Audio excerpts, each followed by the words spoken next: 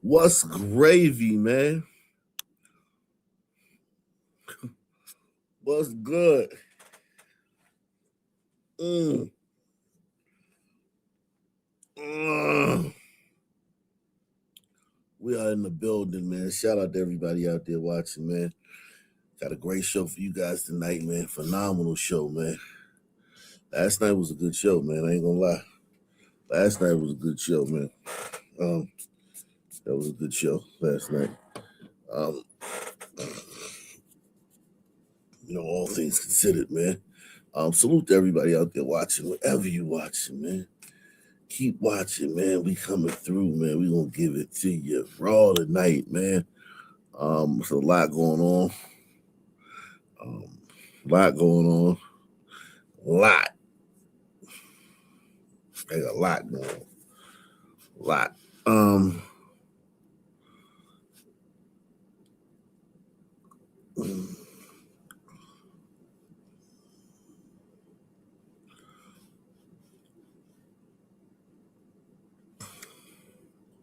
A lot going on. Lot.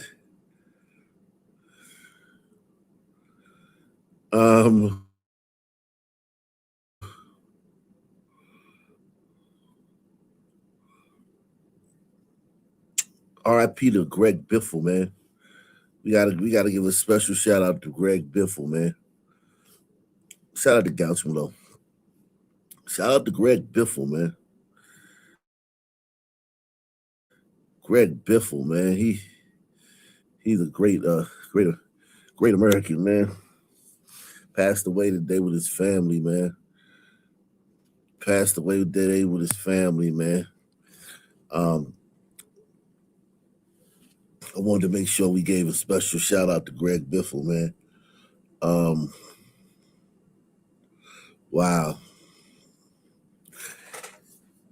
It's very sad, man. When I first heard this, it really tore me up, man.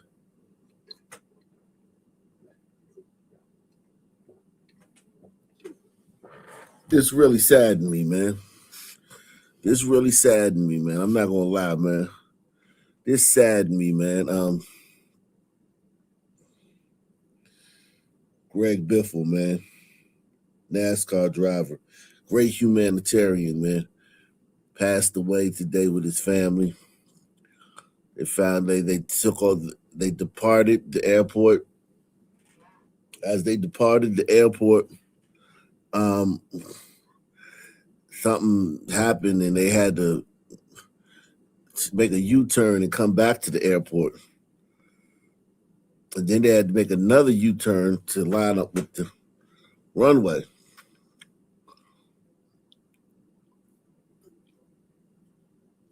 And when they were making that U-turn to line up with the runway, they approached the runway, something happened and they landed before the runway and then they slid and then caught on fire. Very trapped. Yeah, definitely Helena. He did a lot with Hurricane Helena, man. What a great man, man. I learned a lot about him today. I didn't know much about him, man. I ain't gonna lie, man. But when I heard that what happened, him down with his family, it was like kind of like Kobe. You know what I'm saying? Like it was just sad, man. It was just very sad, man. Very, very sad.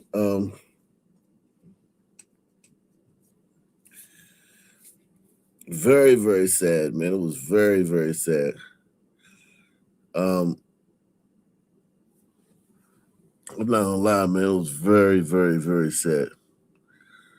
Very, very sad, man. To see a guy like that, man. He was probably going to do some humanitarian stuff here. Jeez, man. Wow. 69, born in 69. So he came of age in the 80s. Imagine how many flights he's taken, being a NASCAR driver and being, famous, a humanitarian. He was in the Cessna. He owned his own helicopter and his own Cessna. He had all that stuff. He used that stuff for humanitarian. Um, Whew. For some reason, this touched me. I'm not gonna lie, man. This one touched me. I didn't know much about him though. I didn't know much about him. I'm not gonna lie. It wasn't no reason why it touched me. I was just like, damn. When I first heard about it, I was just touched, man. It was very sad, man. It made me sad, man. And not to like sit here and act like,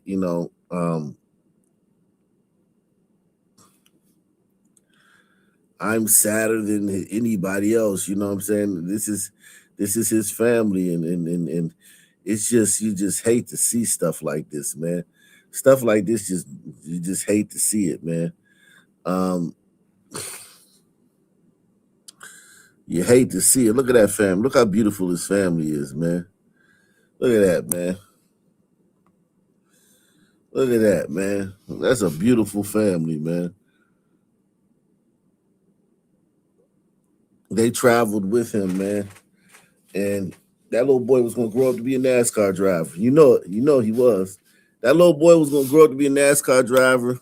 That girl was probably gonna grow up to be a humanitarian, a philanthropist. It's just very sad, man. It's very sad. I didn't feel anything for Rob Reiner.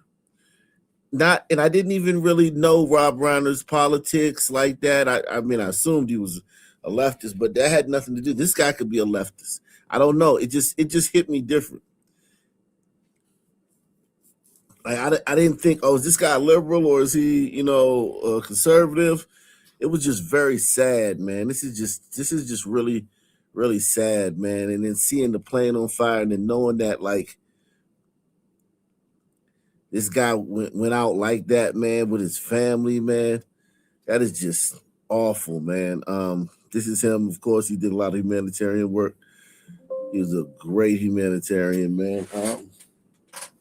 One of the great humanitarians of sport. When people say they do stuff to help people, no, he's the gold standard when it comes to helping people. I did a lot of research on him today, especially just watching, just scrolling through Twitter. Holy cow, man! This dude was a great dude, man. He didn't want anything in return for it. He was a very, very, very great man. Yeah, he was a great man, man. This is an American tragedy, man. This is an American tragedy, man. This is an American tragedy, man. After racing in the NASCAR Winter Heat Series in the mid-1990s, former racer and announcer Benny Parsons recommended Greg Biffle to Jack Roush. And with that call, the NASCAR world came to know the Biff. With Roush Racing, he claimed the 1998 NASCAR Craftsman Truck Series Rookie of the Year and followed that up with a stellar 1999 season in which he recorded 9 wins.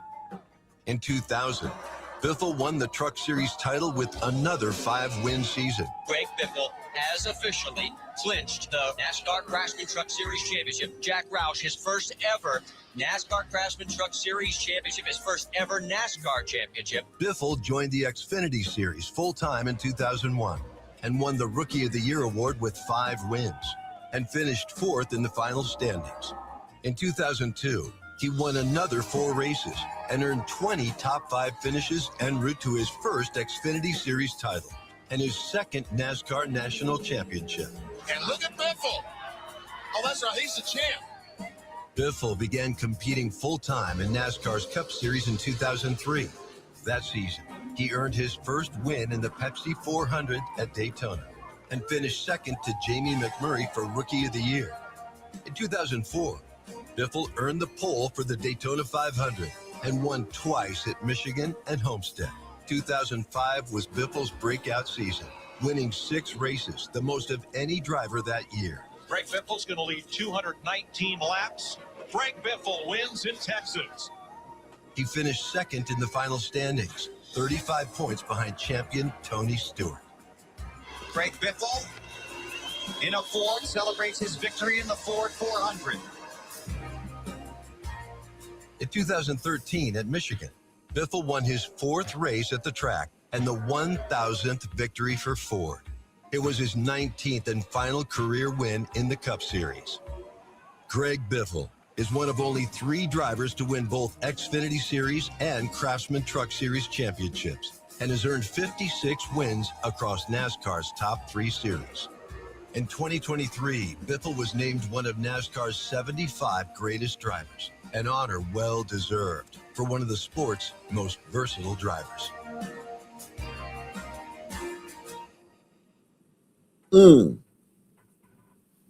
Yeah, man. This is tragic, man.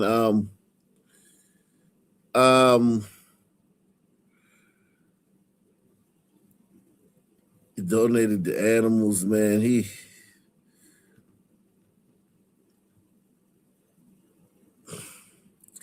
You just hate to see this stuff, man. This stuff just sucks, man. Friggin' sucks, man. This stuff friggin' sucks. You know, just fucking sucks, man. The camaraderie between the American people to help one another and expect nothing in return, just simply send their helicopter, send their stuff out to help a fellow American or help a fellow comrade that needs help. It gives me hope to see that so many people are willing to just help one another. It's a great feeling, and I'm so happy I was able to help. And that's my thought is if I don't do it, who else is? Who's going to help these people? And I have the means, and I had the resources, I had the helicopter, and I said, I'm going to go help. I'm going to do what I can do. And that's how it started. And it just snowballed from there. And I'm so glad. The camaraderie between the American people. Yeah, man.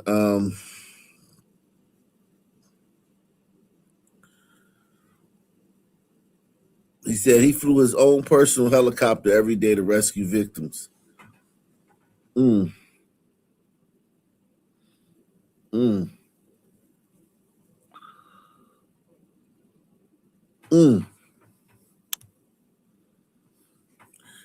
man. So yeah, we got the Brown University situation, man. Shout out to Greg Biffle, man, the Biff Meister, man. So apparently this guy, I don't know whether he's from Portugal or Brazil. It's conflicting reports. Claudio Manuel Neves. He whacked himself today, man. He killed the MIT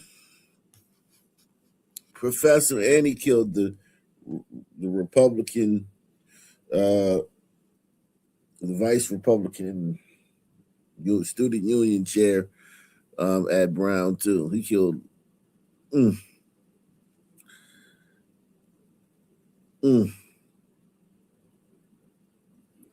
No. Scott Adams didn't die. He's dying. He made a post today because he has stage 4 prostate cancer. But yeah, we can get into that, man. You know, this guy killed himself. So this guy ended up killing himself. So you know, it doesn't even fucking matter, man.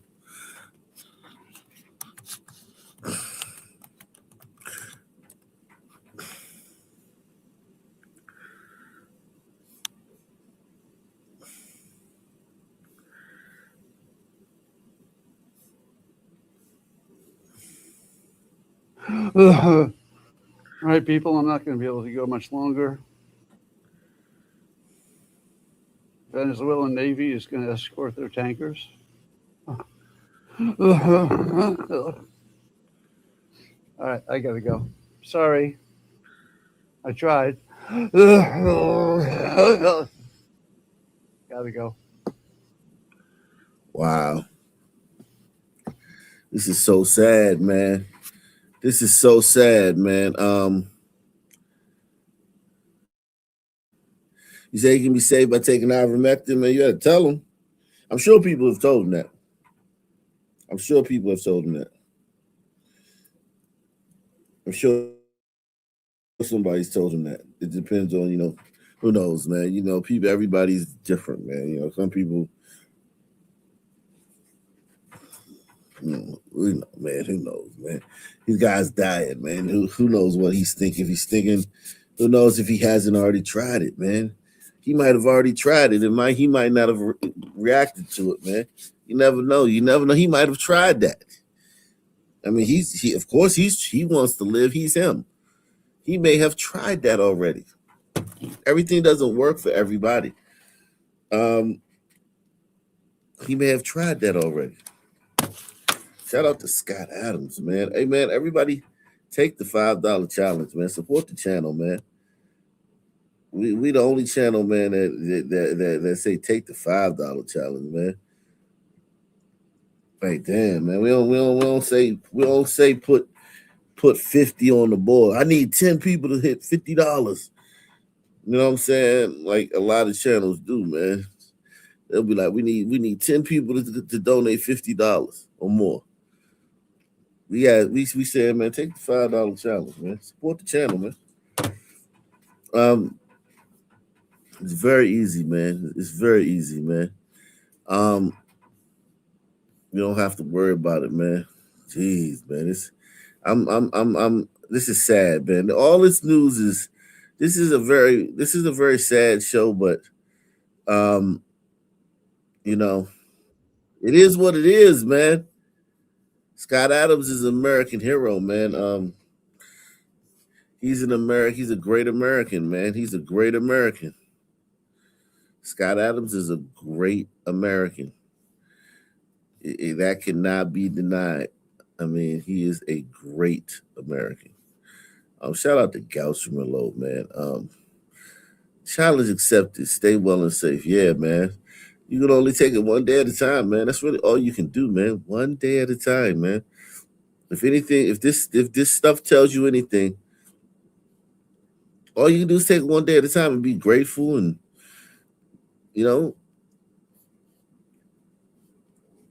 have all the emotions. You don't have to have just one emotion. You can have all the emotions. You know what I mean? The Biffles, they were terrified. They were horrified in their last moments. You know what I mean? But they were alive in those last moments. Now they're no longer here. I'm sure Scott's terrified right now, but he's alive. You have to, life, you have to take all the emotions, man. Life, you have to take all the emotions. I don't really want to preach today, but I don't want to get preachy and everything, but life is about all the emotions. It's not just about the good. You know what I mean? You're gonna have bad. You're going to have bad. Bad things happen, man. And you just gotta keep on keeping on, man. Think about the Biffle family. Think about Greg Biffle's family today, man. Not just his family, not his immediate family, but his mom, his dad, his relatives. Think about what they're going through right now when they got the news. You know what I mean? He's been in planes. He's probably taken thousands of plane rides over the years. You know what I mean? Literally, as an athlete and a humanitarian, he owns his own plane and helicopter. How many flights you think he's taken in his life? Thousands. You know what I mean? And how many flights you think his kids took? Hundreds and hundreds. He said Joe Curry says all that experience is bad though. You know what, Joe? Like, listen, man, it be like that sometimes. It be like that sometimes, Joe.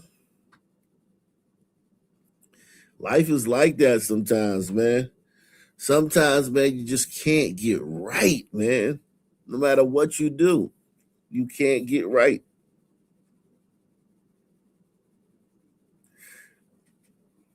You are not alone in that, man. You are not alone. A lot of people experience that. No matter what they do, it just doesn't pan out the way they wanted it to. You know? Frank Sinatra, that's life. Funny how it seems. That man, you gotta listen to that song by Frank Sinatra, man.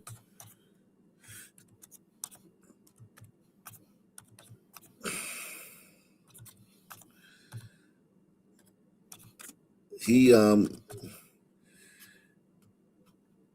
Sinatra, man. It'll make you feel better, man. It'll make you feel better. Listen to some good old Sinatra.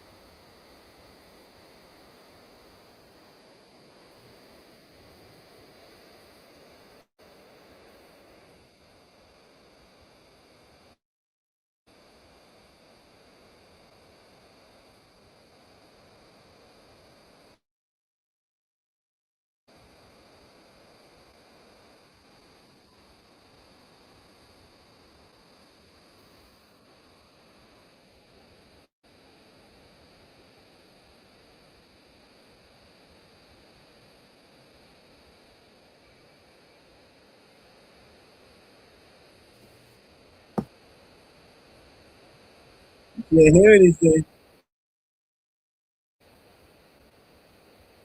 You can't hear anything? Oh, I wasn't saying anything. Like, I was playing you the song, man. I was playing I didn't know you couldn't hear that. I was playing That's Life by Sinatra, man. That's life.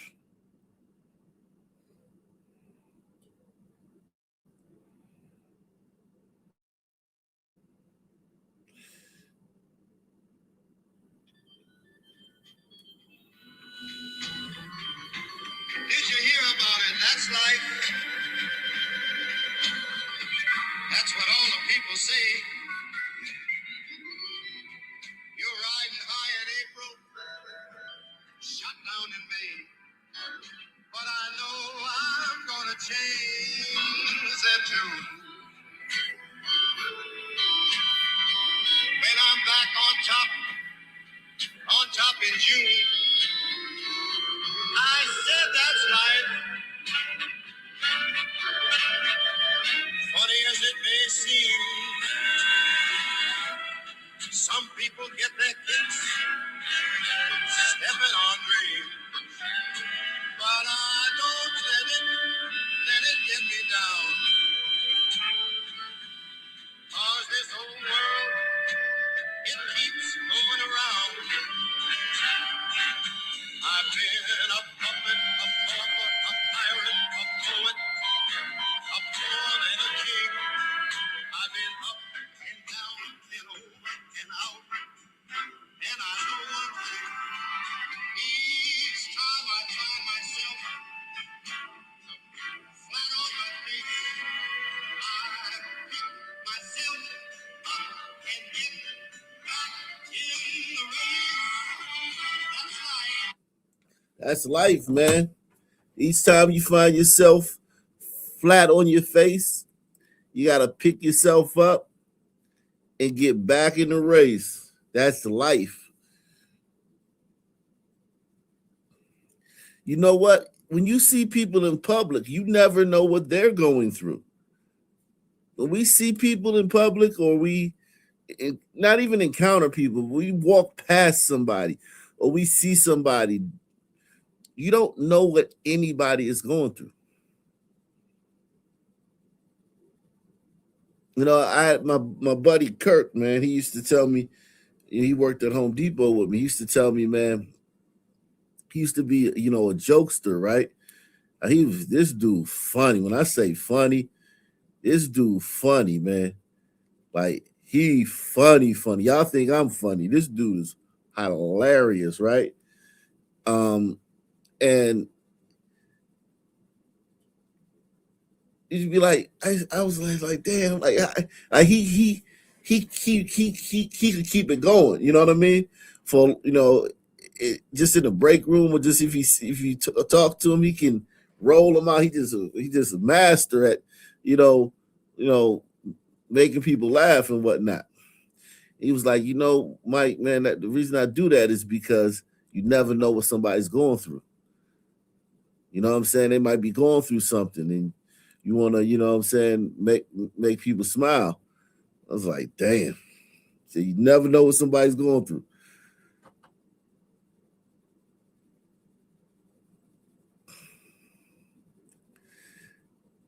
Yeah, man. That's life. Funny how it seems. Some people get off from stepping on dreams.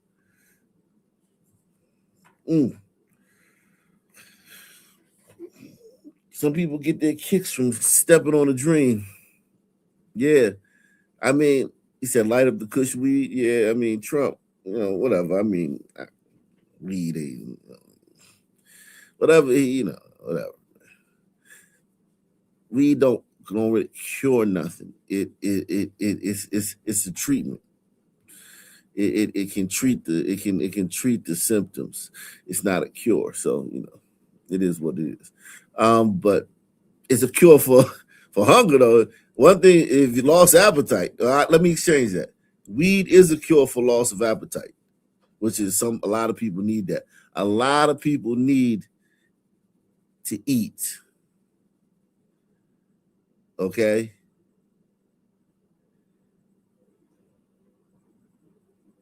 Your appetite is very, yeah. Weed is a cure for loss of appetite will kill you faster than anything. Okay? Loss of appetite will kill you faster than anything. If you don't want to eat, if you just don't feel hunger and you don't want to eat, you lose the sensation of wanting to eat, you will wither away. Okay? So let me change that. I got to fix that. Weed does cure loss of appetite. Like, I mean, it cures it. You're going to eat. So I have to fix that. Weed, I'm not, he said, never me, I don't eat with weed. Oh, you don't? Oh, man. Weed helps you eat, man. Weed is, I'll give you that. I'm not a big fan of weed because I smoked it for 20 years religiously. I smoked like a Rastafarian. I mean, I was a smoker. You hear me? I was a smoker. Like I was, one of them guys, man. And I sold weed for a long time, man. I sold a lot of fucking weed, man. A lot in the ghetto, man. Sold a lot of fucking weed, man. But yeah.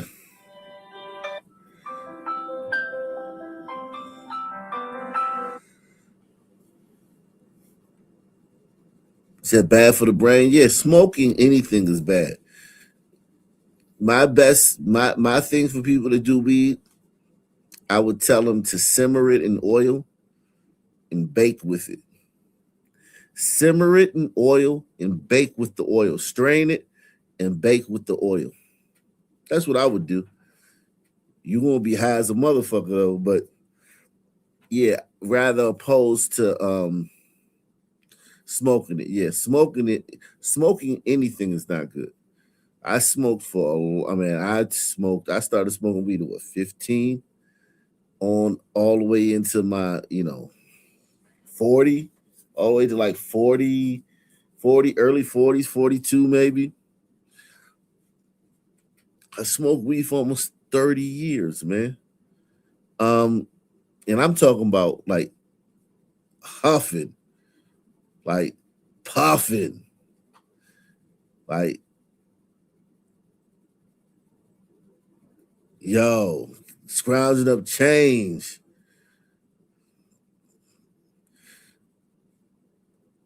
Smoking my own supply. When I sold weed, I smoked a lot out of my own supply sometimes. I mean, I sold weed to support my habit. I would buy a QP, flip it.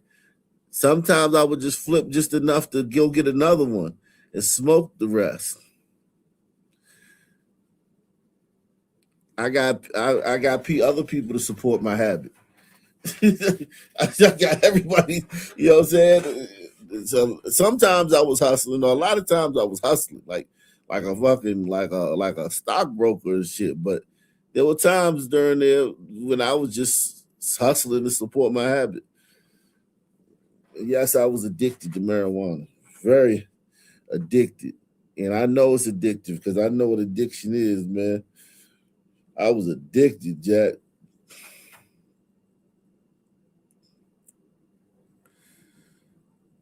Did he say his legs and feet? What did he say? What is Mike saying? Neuropathy. Oh, neuropathy. That's when your feet vibrate and shit, and your feet. Yeah, that happens when you get older and shit. That happens. Sometimes that happens to me, man. Like my feet, like start, throbbing and shit. That can happen, man. That happens, man. Your feet start throbbing and shit.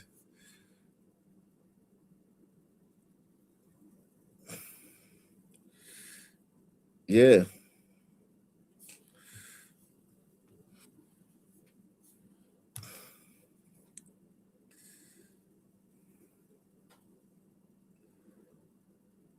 Yeah, blood pressure, high blood pressure. Yep. Also get edema. Edema, your legs swell up. Yeah, edema, neuropathy. All these things are, things that, you know.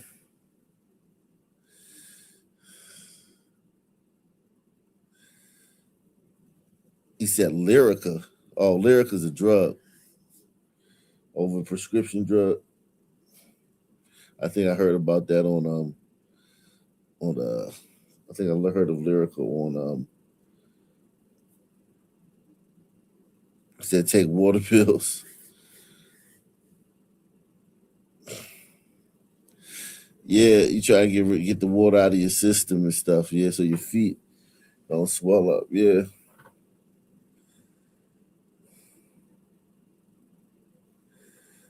Yeah, man, this is sad, man. Liberals dancing on Scott Adams' grave, man. They dancing on Scott Adams' grave.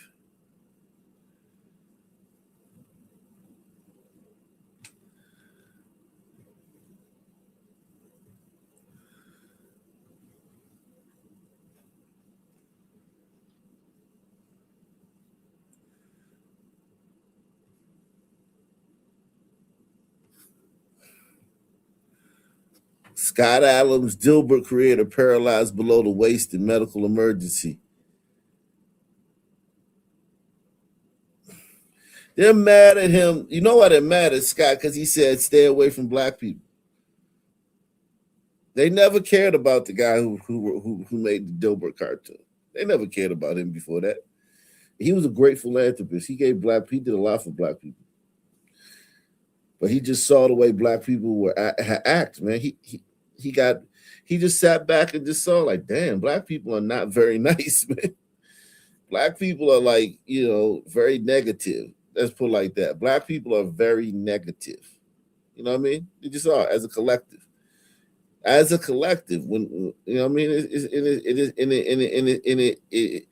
it lets you know you can understand why Africa is the way it is, Haiti, Jamaica, all the black strongholds are the way they are because black people are very negative. They're very negative.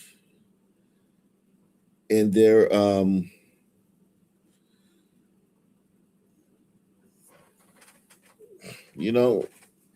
and they it just is what it is, man.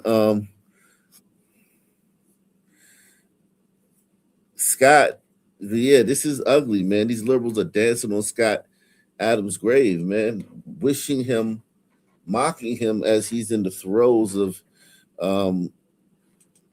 he's in the throes of this thing, man. He's suffering, man.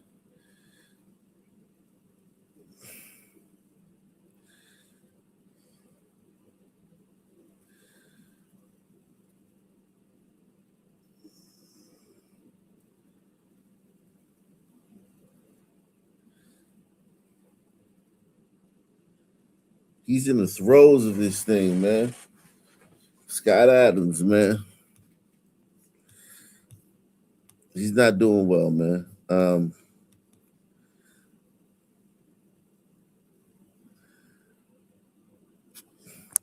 They're calling him a vile anti-black racist. They're calling him a vile anti-black racist. Think about that. All he said was stay away from black people. He didn't say kill black people. He didn't say deport black people. Think about that. He didn't say deport them. He didn't say kill them.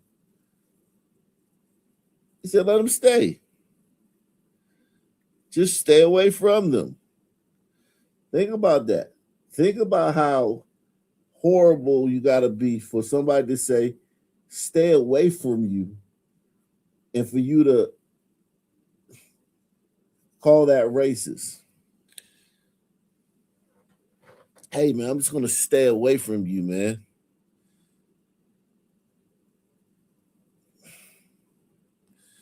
Hold on, man. I'll be right back. We're going to get into it when I come right back. Hold on.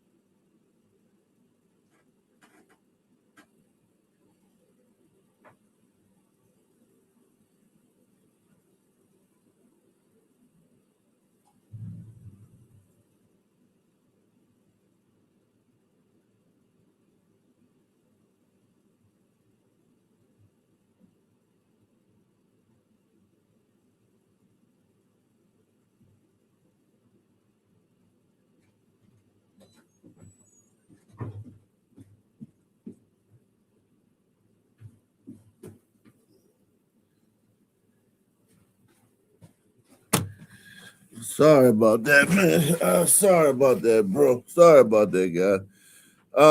Shout out to Scott, man. Scott, man, you are a great American hero, man. A great American hero, man.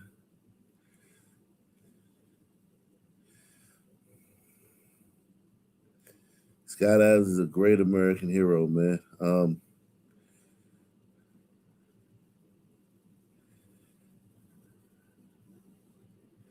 Great American hero, man.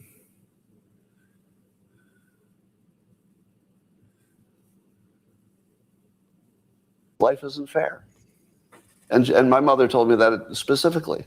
Life isn't fair. Go where it's unfair in your favor. Now, if you're black in America, what are you going to do? What's your unfair advantage? We will stipulate that being black in America comes with a bag of disadvantages. But life is unfair. So find where you have an advantage. Go to any, get your college education that's more likely paid for than not. Go to any Fortune 500 company and apply for a job with your college education, and they will favor you over pretty much everybody. That's your advantage. You can just walk into any company and they'll hire you if you're qualified. If you find an advantage for yourself that I don't have, please exploit it. That's how my system works better. You exploit your advantage, I exploit my advantage. If it's legal, we exploit our advantages, and then the whole thing rises. That's how it works. Life isn't fair. And black people think that's racist. Press 1. Black people think that that's racist. Shout out to Mr. Beak, man. Black people think that that's racist. They're offended by that. And white liberals will tell them, will be like, yeah, that's offensive. Be mad about that.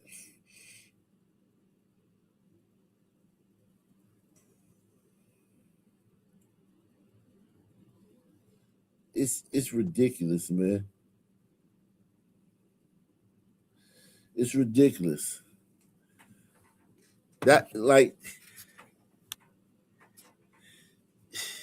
This isn't even pull yourself up by your bootstraps. This is like, yo, just be a human being.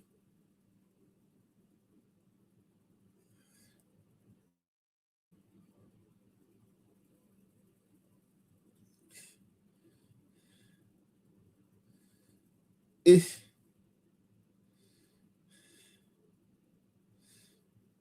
just like, how can you be upset when somebody tells you that?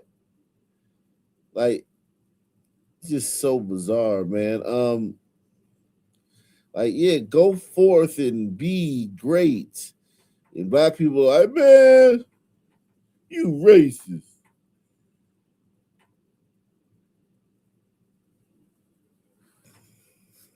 And my mother told me that specifically. Life isn't fair. Go where it's unfair in your favor. Now, if you're black in America, what are you going to do? What's your unfair advantage? We will stipulate that being black in America comes with a bag of disadvantages. But life is unfair. So find where you have an advantage. Go to any, get your college education that's more likely paid for than not. Go to any Fortune 500 company and apply for a job with your college education, and they will favor you over pretty much everybody. That's your advantage. You can just walk into any company and they'll hire you if you're qualified. If you find an advantage for yourself that I don't have, please exploit it. That's how my system works better. You exploit your advantage, I exploit my advantage. If it's legal, we exploit our advantages, and then the whole thing rises. That's how it works. Life isn't fair. And my mother told me that specifically. Life isn't fair. Go where it's unfair in your favor. Now, if you're black in America, what are you going to do? What's your unfair advantage? We will stipulate This is really going to piss you off. Here's a man being generous. I will build this deck that I didn't really care about, but you do. So I'm going to spend, days building this thing, and when it's done, you'll have your nice deck to sit on. I'll like it too, but it wasn't anything I cared about then. Okay, here's a female example of generosity to reciprocate. All right, then I will make your favorite meal. Good, right? Now you'll do the dishes, and of course you're paying for it. And by the way, it's my favorite meal too, and I love cooking. And then we're even. You worked in the hot sun building that deck for 2 weeks, and then I did something I enjoy, and then you did the part I don't enjoy. Female reciprocity is them doing stuff they wanted to do. Male generosity is doing stuff they didn't want to do, but they know you wanted it. This is really going to piss you off. Here's a man being generous. I will build this deck that I didn't really care about, but you do. So I'm going to spend, days building this thing, and when it's done, you'll have your nice deck to sit on. I'll like it too, but it wasn't anything I cared about then. Okay, here's a female example of generosity to reciprocate. All right, then I will make your favorite meal. Good, right? Now you'll do the dishes, and of course you're paying for it. And by the way, it's my favorite meal too, and I love cooking. And then we're even.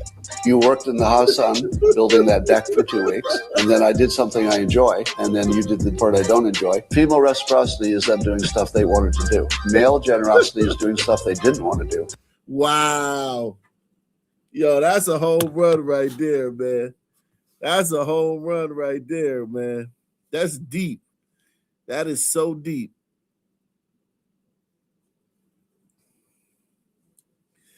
That is so deep. That is so deep, man, what he said right there. That's deep. That's game. Scott Adams, the game spitter. That is deep. Everybody, man, lock in, man. We are in the building, man. Jeez. Scott Adams, man, a channel favorite, man. He's one of the favorites here at the channel, man. He's a very, very, important person to this channel. We've used his face in the avatar countless times, man. We've used his face in the avatar countless times, man. He in the thumbnail, I meant to say, we used his face in the thumbnail countless times. What he represents, man. He represents baseness. He launched the first salvo against the anti-woke agenda. Like he was the first person to fight back. He was Christmas addicts. He was our Christmas addicts. Would you guys agree with that? He was the first big person to throw away their career because he threw his career in the trash. He threw his career in the garbage can. Remember it? I mean, they took Dilbert out of every single paper. He got canceled. Like, they say cancel culture doesn't exist, but he got canceled.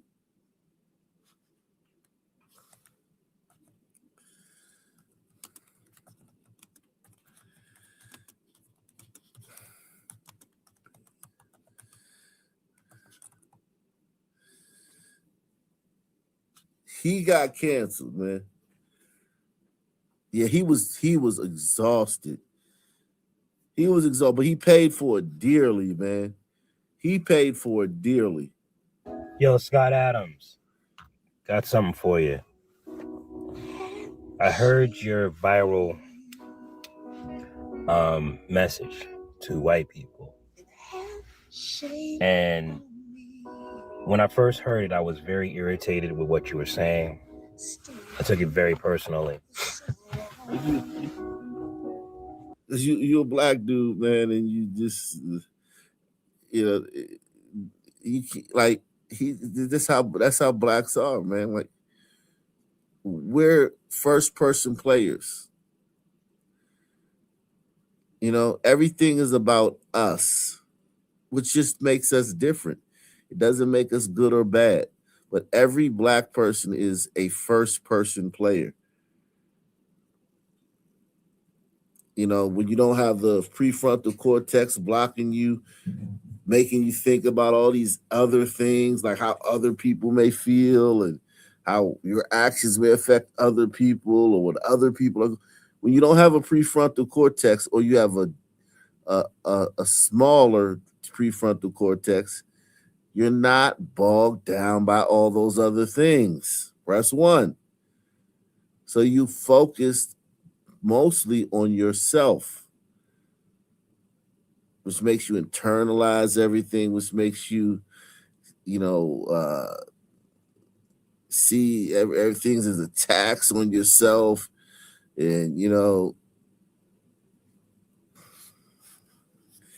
makes you hijack things. Yeah, because you don't have the prefrontal cortex is what allows you to think like, well, maybe why is this person saying this thing? Or what does this person mean when they're saying this? What experiences have they had that causing them to say this? Blacks don't go through any of that, those thoughts. You know what I mean? Because we just can't. You know what I mean, like in general, and I'm not talking about all, because the black gene pool is very diluted, especially in America and in the West. In the Western Hemisphere, the black gene pool is very diluted with, white mostly, mostly white. And so, like, you can't say every black person. And then even when it's not diluted, every black person is not, void of a prefrontal cortex, but on average, we have smaller prefrontal cortexes, and some have none. So we're not neurotic, we're not guilt ridden, we don't think about, we don't obsess about, things we've done in the past. We can turn the page, you know what I mean? We can move on. We can live in chaos. We can thrive in chaos. Shout out to Wakanda Lisa Raz. Says Scott Adams B's racist. Y'all make the $5 food stamp challenge so I can get a cluck bucket at Popeyes. Yeah, man. Let me get a cluck bucket, man. Let me get a cluck bucket at Popeyes, y'all.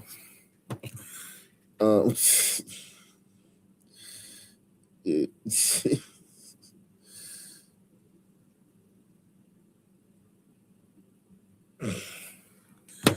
Get a cluck bucket, a bizucket, a cluck bizucket. White people had their empathy turned against them. Well, of course. I mean, you're dealing with people who empathy is a foreign thing.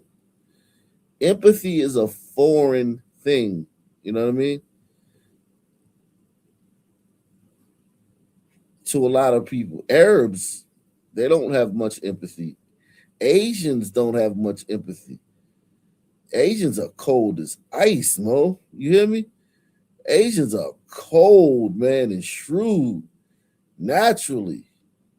They're clinical, you know what I mean? They don't have much empathy, you know what I mean? So I think empathy is like, not every white person has empathy, but the trait of empathy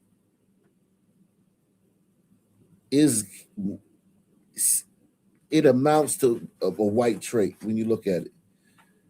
It's a white trait, at the end of the day, empathy. And here's the thing. Who says that empathy is good? Because look at the way liberals use it. Look at the way white liberals use that empathy.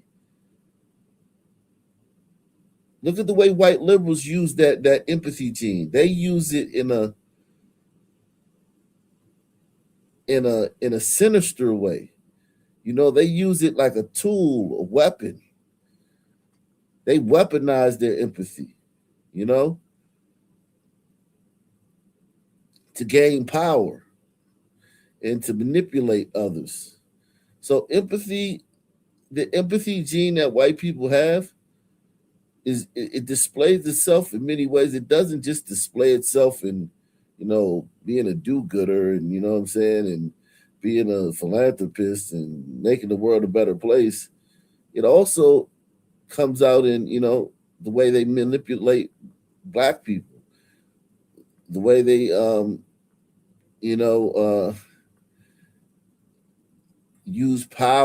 use it to gain power by, separating other groups and making them feel marginalized by phony, fake, non-existent, racist or oppressive tropes. And then they swoop in and say, hey, I'm empathetic for you. Here, I'm empathetic to you. Join me and let's defeat these other people who are not empathetic.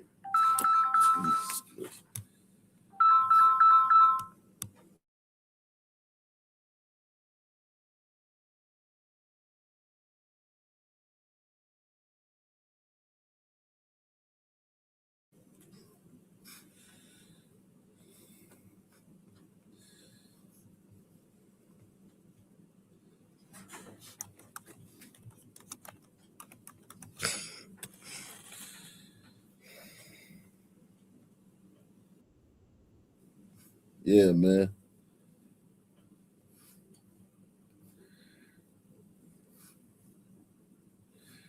We in here, we banging Scott Adams, man.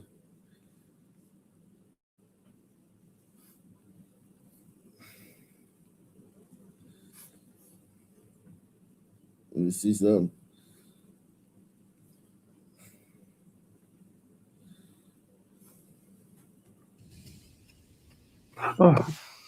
All the stories seem to be about fraud. You notice that? At least on social media. Like, fraud. All right. I'm going to look at stories that I have. There I am. Let's see, we got the Clinton Foundation. And did you know that the Clinton Foundation was set up by Jeffrey Epstein and Ghislaine Maxwell?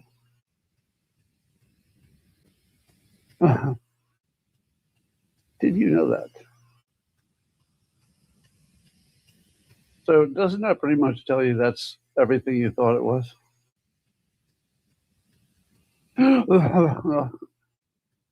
Then my other favorite story, Joe Manico here. You remember when Gaddafi died and Hillary Clinton said, I came, I saw, I conquered. And then she laughed. And people say, wait a minute. Oh, shit. I can't believe my laptop was not plugged in all night.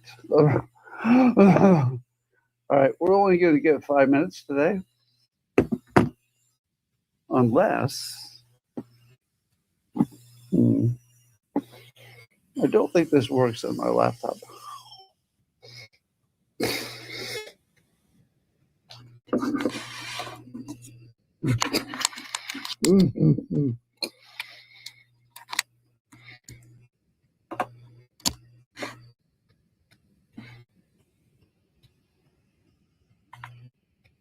Where does it? Oh, wow. My battery works on my laptop.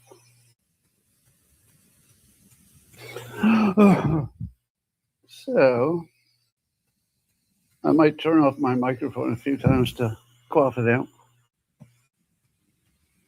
But I've been coughing for 12 hours straight.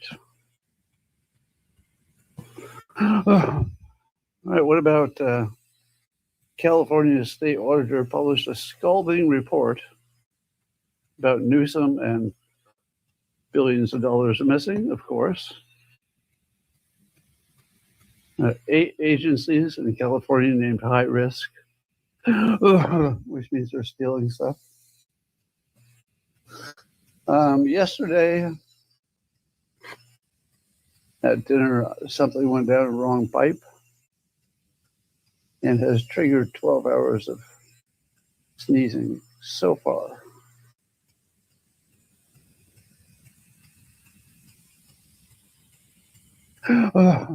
Inflation's down? Is it really?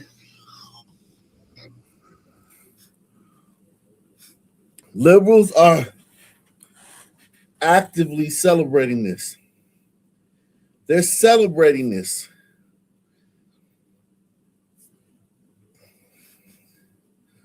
They're celebrating this because he's a racist, because he said, stay away from black people. At the height of the post-Floyd era, when black people were murdering people. Who's seen that? Who's seen that? What do you call it? That is it a meme or is it a? I don't know if it's a meme. I don't know if we would call it a meme, but we would call it. So like I'm gonna show you. I'm gonna show you some stuff tonight that's gonna make you say, okay. I mean, I can understand why Scott Adams was. I can understand why Scott Adams said stay away from black people. Like, I kind of get it. Like you're gonna be like, okay, I get it. You're gonna be like, oh, okay, so yeah, I get it. You'll be like, yeah, I get it. Because, I mean, when he said this, not saying that it's not true now, okay?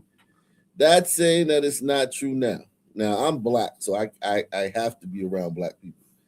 He's talking about people that don't have to be around black people, right? He didn't say black people, stay away from other black people. He said, he's basically talking to people that don't have to be around black people. Like, basically, if you don't have to be around black people, don't be around them. You know what I mean? Like, that was kind of like his mantra. Like, like, why put yourself in that predicament when, like, if you help them, they're gonna call you racist. If you just ignore them, they're gonna call you racist. You know what I'm saying? If you ignore black people, they'll just call you racist. If you have an attitude, like if it's like Scott, he's dying, right? If he walks down the street and he's got a scowl on his face, a black person's going to be like, oh, he's racist. Look how way he's looking at us. Like, press 1. They're gonna throw all these things at you. So it's like, yo, listen, salute to everybody out here, man. Scott, man, we with you, man. We rooting for you, Scott.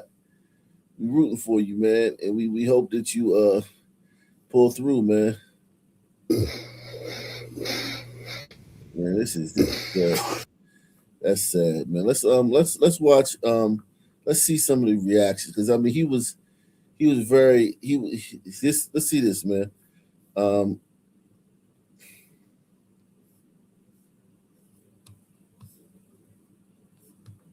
Got something for you. I heard your viral message to white people. And when I first heard it, I was very irritated with what you were saying. I took it very personally. And then I pulled back. As a matter of fact, I did this whole thing live. I might even clip in my live here so you can see my reaction to what you said. But I just want to make sure you understand I got your back. I don't think you should be canceled for what you said. And I will still watch Dilbert. I enjoy that cartoon. Thank you for your artistic creativity. This is Gary Lim out. Yo, Scott Adams. Why would I go back to that's on the internet talking about me? You get up there with my enemies, talk about what happens when a Hold on. Let me see what Scott Adams.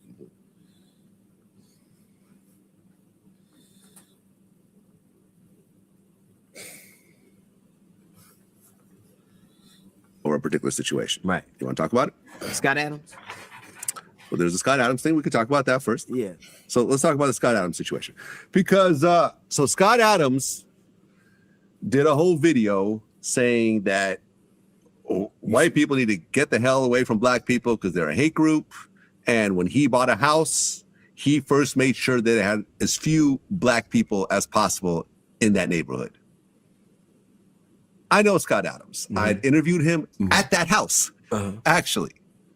Cool guy. I'd been a fan of Dilbert forever. And since then, we've sort of kept in contact, you know, and I've had nothing but good experiences with him. So when this happened, I actually called him up. Well, I texted him. I said, hey, like, what you're saying is extremely hurtful to black people. And I'm trying to explain why. Why should it be hurtful? He's staying away from you. He's not hurting you. He's staying away from you. And his response was, you're being fucking racist to me. Don't ever call me again. How can racism is a system, and it's so hard to explain that. I'm so tired of these white victims. I don't know what the male victims. I don't know what the or a particular situation. Right. You want to talk about it? Scott Adams? Well, there's a Scott. Racism is not a system. Racism is just you being racist. Racism is just you being racist. They try to make racism a system so they can avoid it having to be called racism because they'll never build a system. Press one. Blacks will never ever build a system. So we if we say racism is a system, we exonerate ourselves forever because we'll never build a system. That's just not what we do. Like, we're not good at that. That's something that we're not good at. Like, literally, like it just like, let's cut the bullshit. We're not good at that.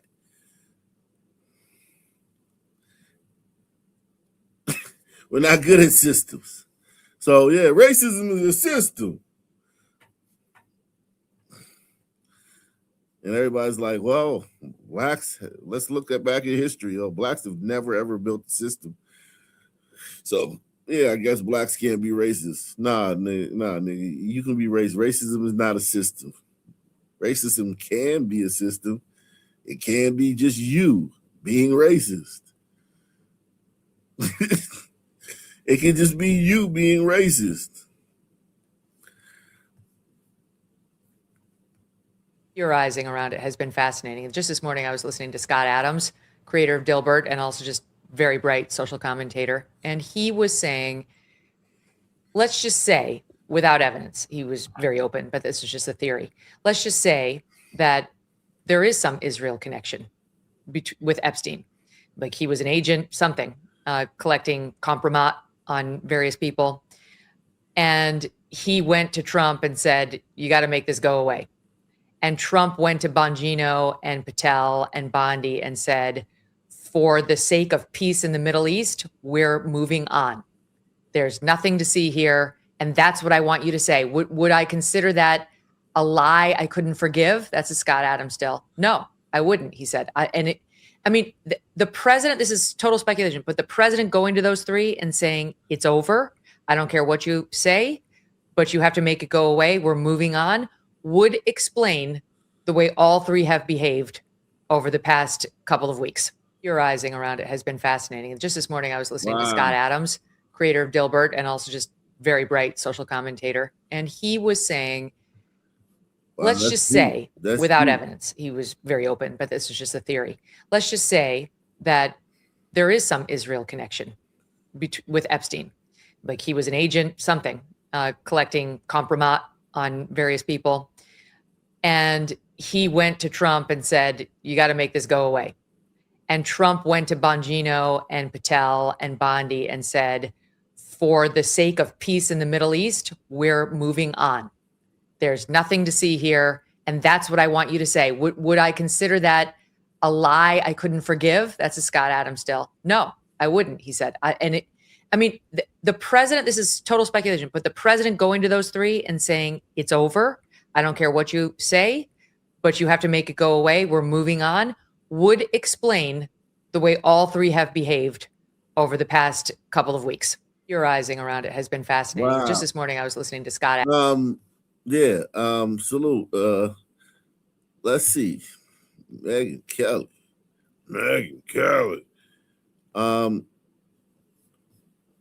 When Scott Adams said this, right? When Scott Adams said these things, right? This is the murder rate by race, right? So this is 2005. If you look at the bottom, 2008, now we're going into 2009. This is the murder rate by race, murder rate by race. Now it's 2012. If you guys can see the bottom of the screen, let me shout out to Muramasa. He says extremely hurtful. Look at every major blue city. Extremely hurtful. Yeah, that just goes to show you to say. Look at this is when he said it. 2000. Watch this. When he said stay away from black people. And here's the thing. I'm not saying that it wasn't good advice before or even now, but because it is. If you want to stay, if you're having a medical emergency, you want white people around. You know what I mean? If it's just you don't. The less black people around, the better. Unless you're like fucking shooting a rap video. Like literally, the only thing that you would want black people around for more than another race is like to shoot a rap video. You know what I mean? Or make a porno or something like that. But if you're having a medical emergency, if you need help, assistance, financial assistance, if you need, if you leave town and you need somebody to look after your house, if you school, if you want to send your kid to school, the only thing that black people are like better than any other race at is like very few things. So, and it just is what it is. It's not a diss. I'm not dissing black people. We should try to get better. We should do things to get better. But I'm not going to sit here and let a bunch of niggas who keep it real about everything. I'm keeping it real, yo. And say, they never care what anybody thinks about the things they say. They'll say anything at any time because they're keeping it real. Well, I'm keeping it real, yo. Press 1.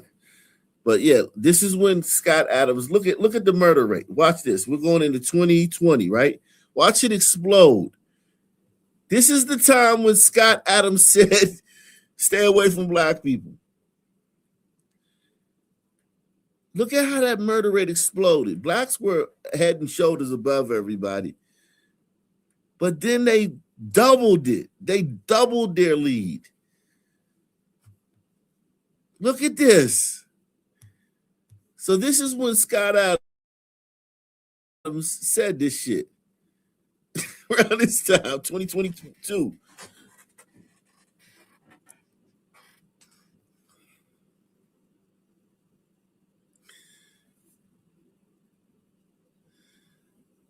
I mean, give him a break, man.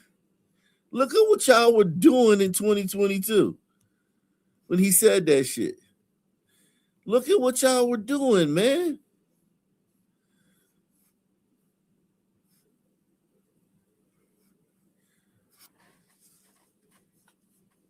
Look at that shit. Shout out to Murray Monster. Look at that chasm. Look at that chasm. All the groups is down there. All the other groups are down. And you can't even see the whites and the Asians because they behind the super chat. They so low you can't even see them.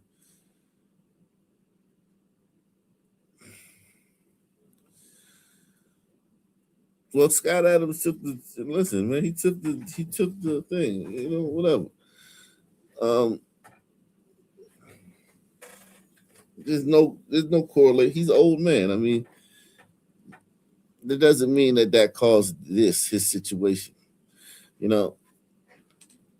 Could have, it could not have. Everybody that gets sick now, people got sick before the vaccine, man. People had all this shit before this vaccine. People weren't like 100% healthy, and then the vaccine came and people started getting sick.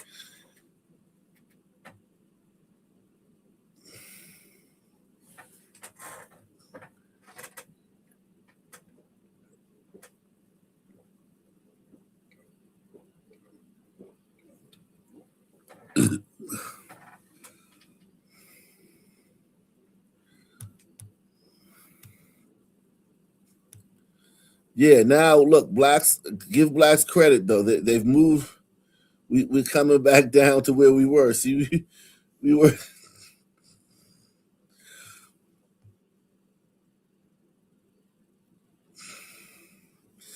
Yeah, man.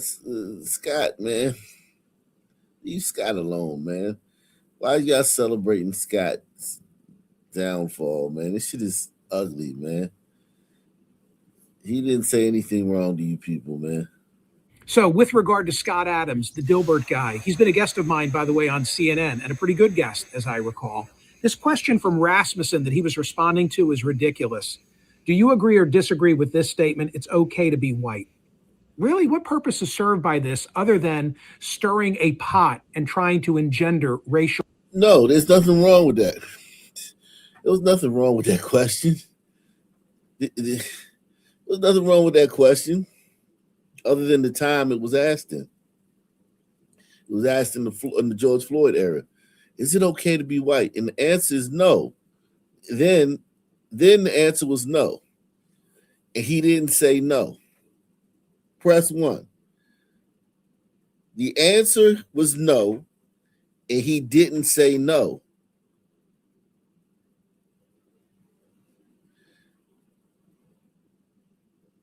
And a bunch of white people jumped on him.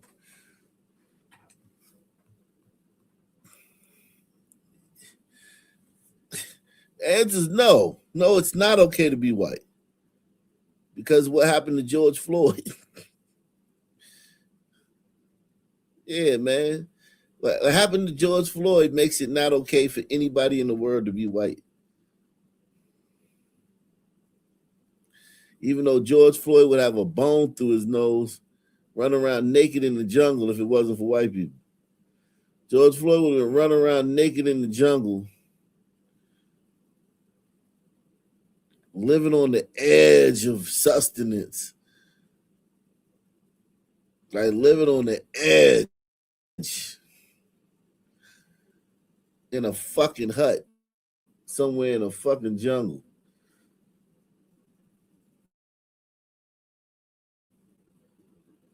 Let's keep it a buck. He would be living on fucking jungle somewhere if it wasn't for white people coming over there getting these niggas and bringing them to fucking America. It just is what it is. We keeping it real, man. In honor of Scott, man, we keeping it real, man. We're not playing around, man. We keeping it a buck. $1.50. We keeping it a nuck if you $1.50. Nuck if you buck, man. Okay? Nuck if you buck, boy. We keeping it a nuck if you $1.50.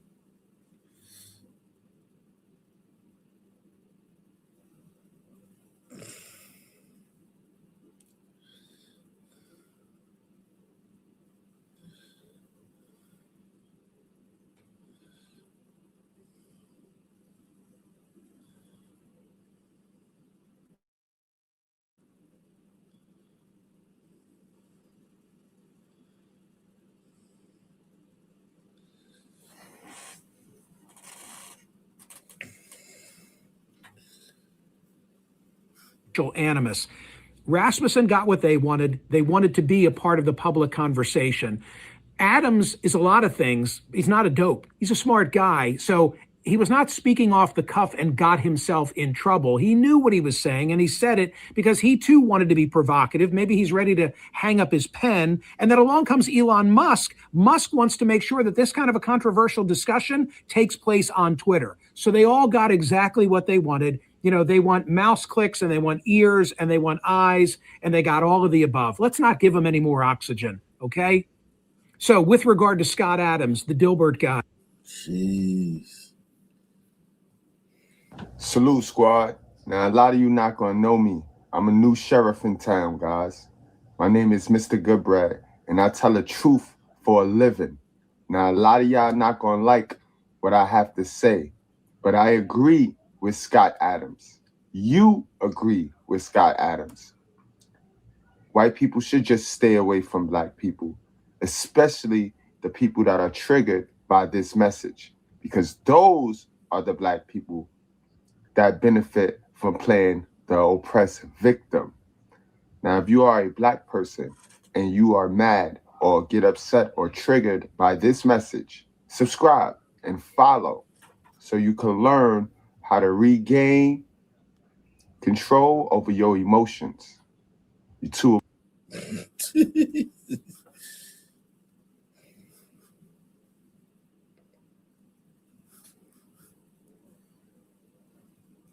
The media will never report this about Trump. I've been getting lots of people reaching out because of my recent health-related news. So I see a phone number coming in. Somebody's calling me from Florida, and I sent it to voicemail. And I thought to myself, no. Did I just send the most important person in the world to voicemail? And it turns out that I had. It was Trump. So I don't call him back. Hours go by, and all of a sudden another call from Florida. And I thought to myself, there's no way he's calling me again. And it's Trump. And apparently he'd heard of my situation, and he said, if you need anything, I'll make it happen. And he meant it. The media will never report this about Trump. I've been getting lots of people. Shout out to Trump, man. Newspapers are dropping this cartoonist for making racist remarks. His name is Scott Adams, and he created Dilbert, a long-running comic strip that makes fun of workplace culture. During his YouTube show, the cartoonist described black people as members of a hate group that white people should get away from. Dilbert's distributor, Andrews McMeel Universal, dropped the comic, announcing on Sunday that the company supports free speech, but Adams' comments were not compatible with its core values. By the time of the announcement, Dilbert had already been dropped by dozens of papers, including the New York Times and the Washington Post. Newspapers are dropping this cartoonist. They canceled the shit out of Scott, man. They canceled Scott's ass, man. Yeah, everybody, man, sponsor the show. Salute to Deluxe 247, a.k.a. Cal Ripken, a.k.a. The Real MVP. Coming through once again. Sponsor the show, guys. Take the $5 challenge, man.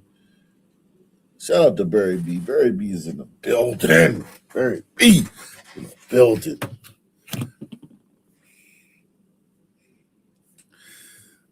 Yeah, man.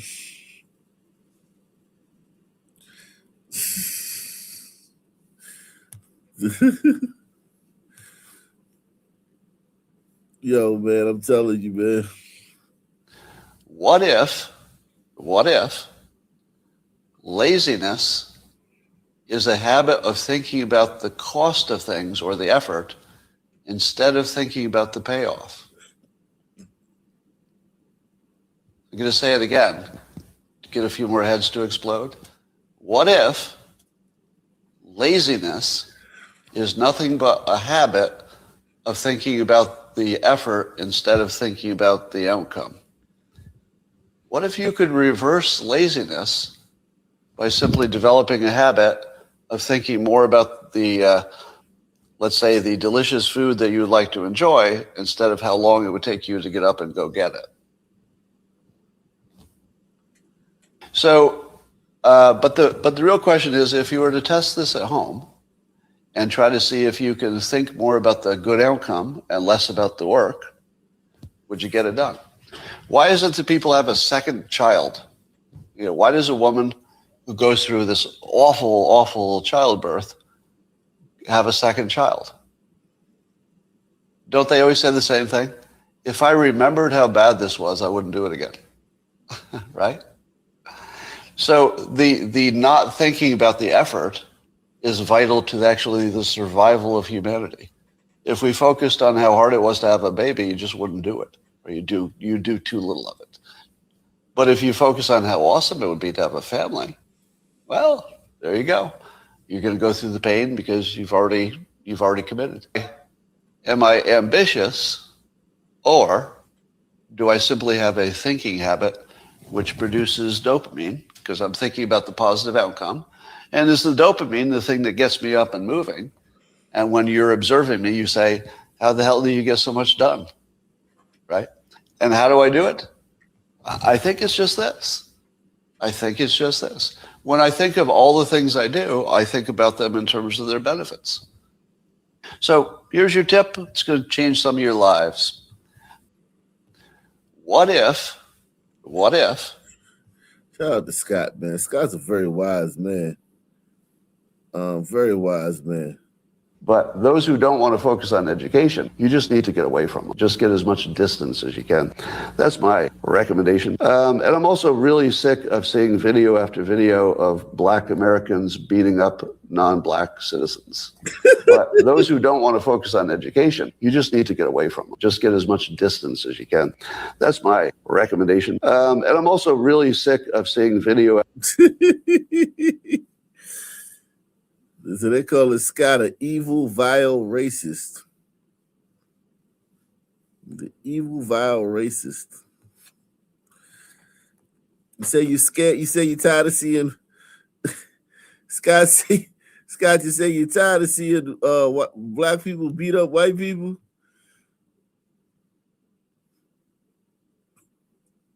You tired of that, Scott? Nah.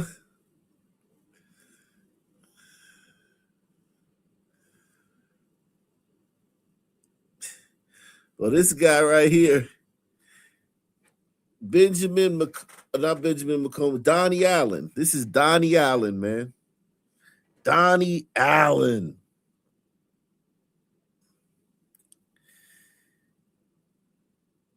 The left extremist bail project bailed out habitual criminal Donnie Allen 5 days before he allegedly committed an unprovoked hate crime murder at a Cleveland light rail station. The bail project paid for Allen's bail, allowing him to allegedly murder Benjamin Comas. So this guy. Good morning, Mr. Allen. Donnie Allen in court Wednesday morning. The 25-year-old charged with murder. Ben McComas shot dead Sunday night. It all happened at the Puritas and West 150th Street Rapid Station. Your Honor, this is an allegation of murder in the first degree. 19 News did some digging. Court records show Allen has been arrested 10 times since 2019. 4 of them at an RTA station and involved RTA police. Records show the latest arrest 2 weeks ago on December 4th. He was charged for having drugs and breaking and entering.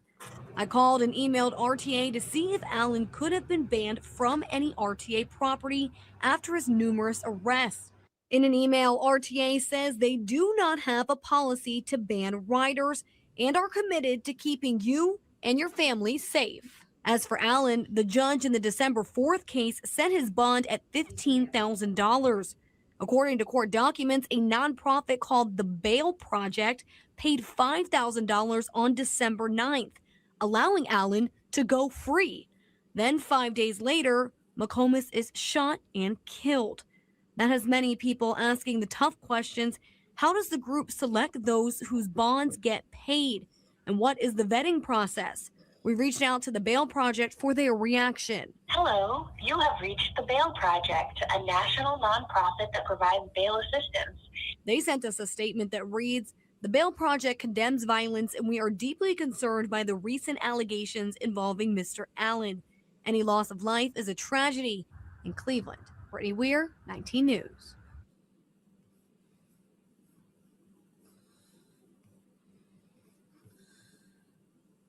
The Bail Project, man. Here goes one of their leaders, man. Who's this? This is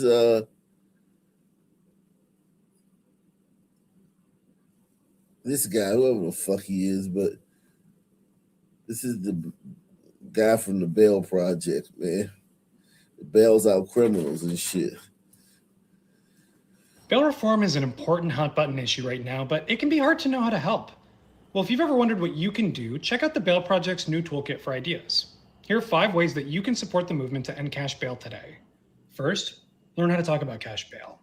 Use our official talking points to guide you as you speak out online or in conversation with friends and family. Second, speak out on social media. Follow us at Bail Project on all platforms and share our content, or use the toolkit guidance to write your own post about how cash bail tears lives apart. Third, contact your elected officials. Lawmakers listen to their constituents, and that's why we have phone call scripts and email templates that you can copy and paste to urge your elected officials to end cash bail. Fourth, pick a media outlet and write an op-ed or a letter to the editor. There is a lot of misinformation about bail reform going around, so we need your voice to help educate people and correct the narrative. Fifth, you can donate to the Bail Project, because each donation directly impacts people trapped in the cash bail system and will continue to free thousands of Americans as part of our national revolving bail fund. You can get word-for-word captions, templates, and talking points from our Take Action Toolkit, and share this video to help more people make a difference. Bail reform is an... Jesus Christ, yo. Fucking A, man. This fucking guy. Jeez. Yo. What a fucking asshole, man. Golly, man. That guy's awful.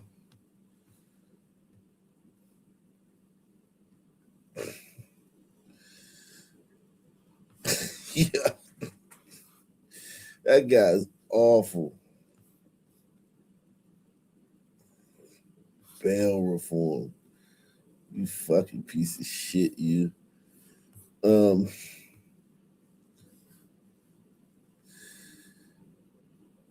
So yeah, this guy killed fucking George Michael and shit.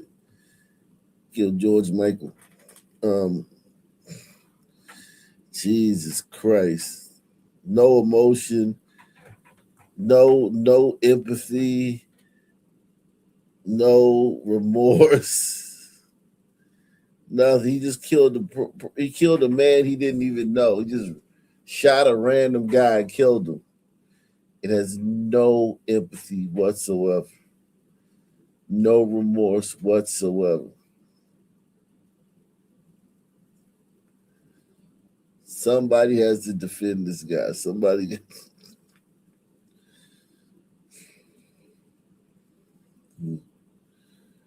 Damn. Wow.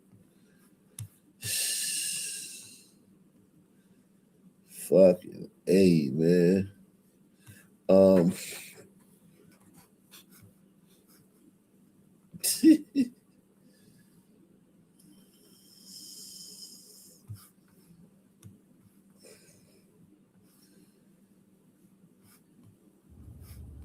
is she doing? Oh my god! Oh my god! Mom! Oh my god! I don't know. This guy's chasing me. Oh my gosh! He's Oh my chasing gosh! me. I'm locking the door. Okay, doors are locked. What Okay, happened? What? No. Go away. Sorry, but why are you What? What do you? No. What do you want? Mom, who is this? I don't know. He chased me from the mall. What You're is your chasing me. problem? Why are you chasing me? Don't chase her. What do you? Don't Why are you chasing a running woman? What? No, sir. You have to leave us alone.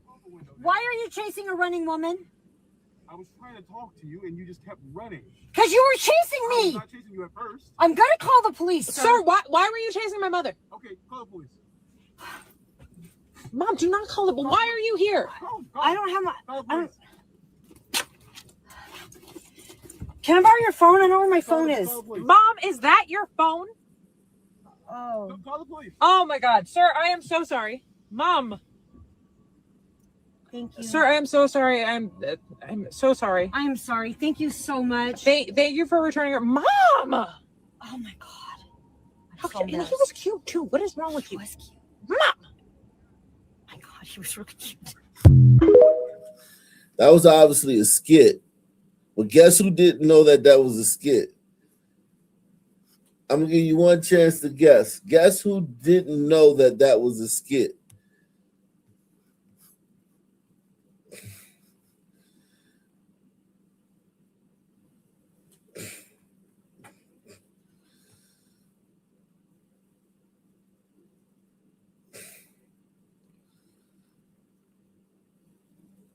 He's trying to help her, but her racist philosophy got in the way.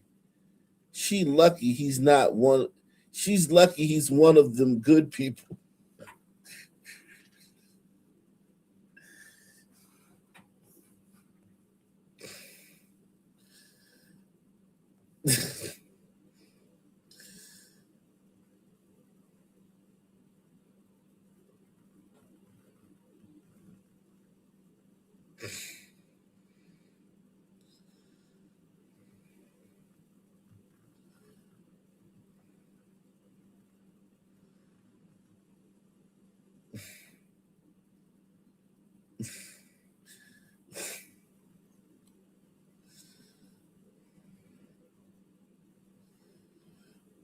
Called her a Karen.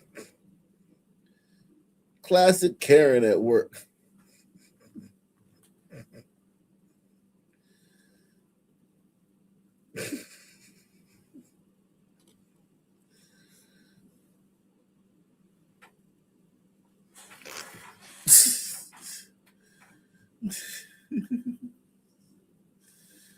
Jesus Christ.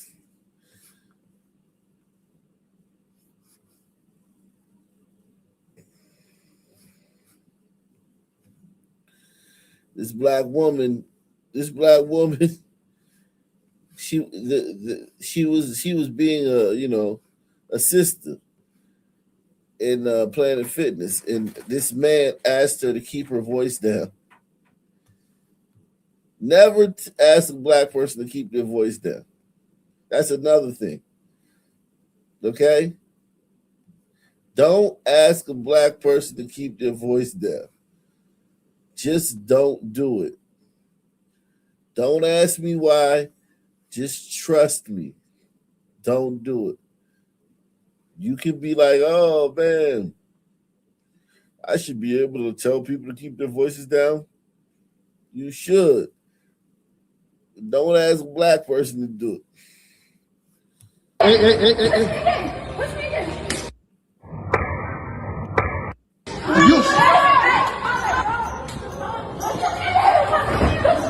That's a woman. That's a woman, yo. That's a woman. Hop the counter like Spider-Man and just beat up a man. That's a woman.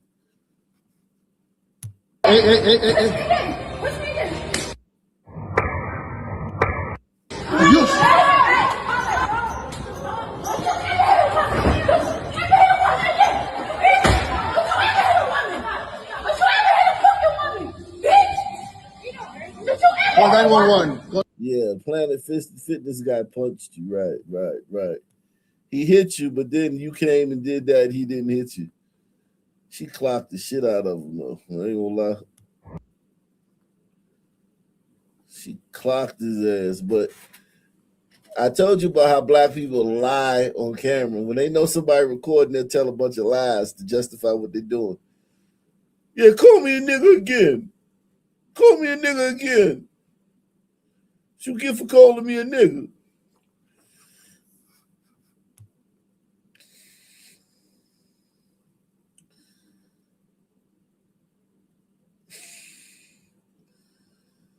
Oh yeah, they fight like a dude. A lot of black girls fight like dudes. They just don't have the strength, but they're a handful, man. They're a handful, Jack. Handful.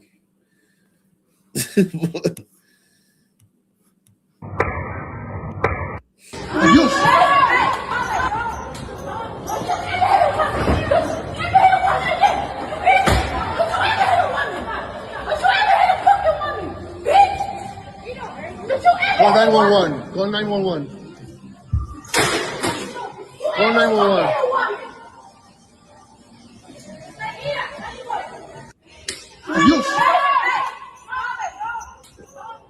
Yeah, that's a violent attack, man. I don't. Women ain't supposed to be able to do that, man. That's not. That's just off-put, man. I don't like that, man. I don't like women. I don't like that, man. This is off-putting.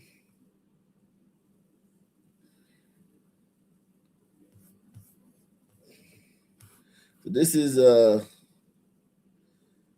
Ohio officer pinned and dragged by a man driving a stolen vehicle during the traffic stop.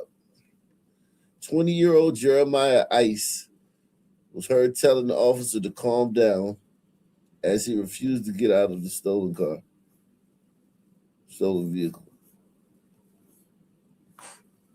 He's taking off. Hey, stop! Stop! Stop the car! Get out! All right. Get out of the car! All right. Get out! All right, let him go. Get out! I'm getting out. Hang on. 421, have me start another car. I got trouble.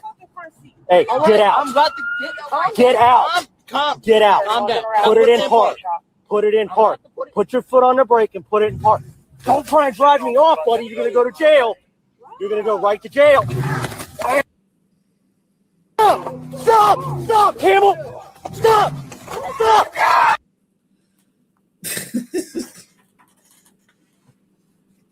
Nigga on body cam and everything. He don't know. The dumbass nigga don't know.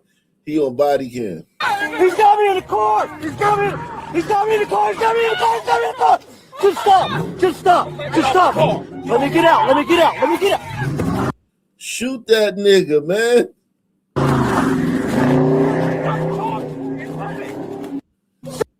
Stop, Campbell! Stop! He's got me in the car! Just stop! Let me get out! Yeah, that dude, he said, get out the car. Wow. And some liberal judge is going to give this nigga probation. Some liberal judge is going to give that nigga probation, man. He told the cop, get out. Just stop! Let me get out!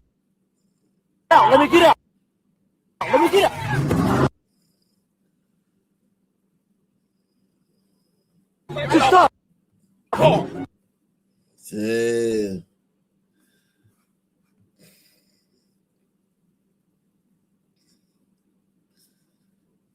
Damn. That shit crazy. Just stop! Let me get out!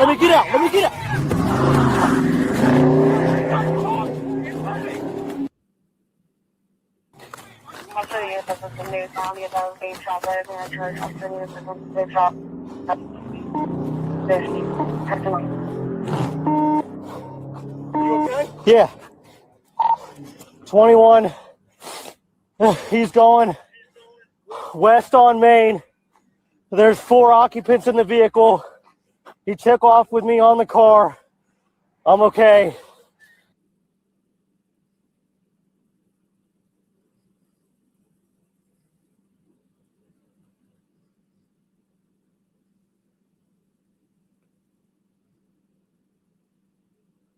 Unbelievable. Unbelievable.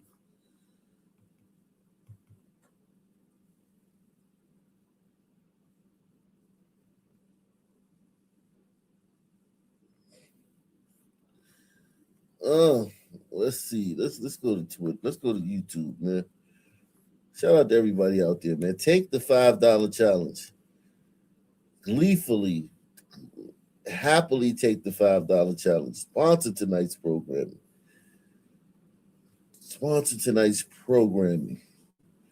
We coming through like Sun Tzu, you hear me? We are doing the damn thing tonight, man.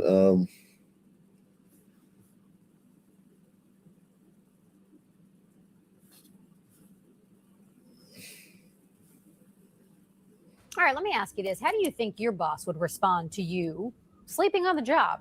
Well, this next story is about a DC man who says people he relies on to keep him safe throughout the night often fall asleep and putting him at risk. They're nurses and aides provided by the district with your tax dollars. As Tracy Wilkins and the News 4 I-Team found out, advocates are raising alarms about this growing risk they say is impacting some of the most vulnerable in our city.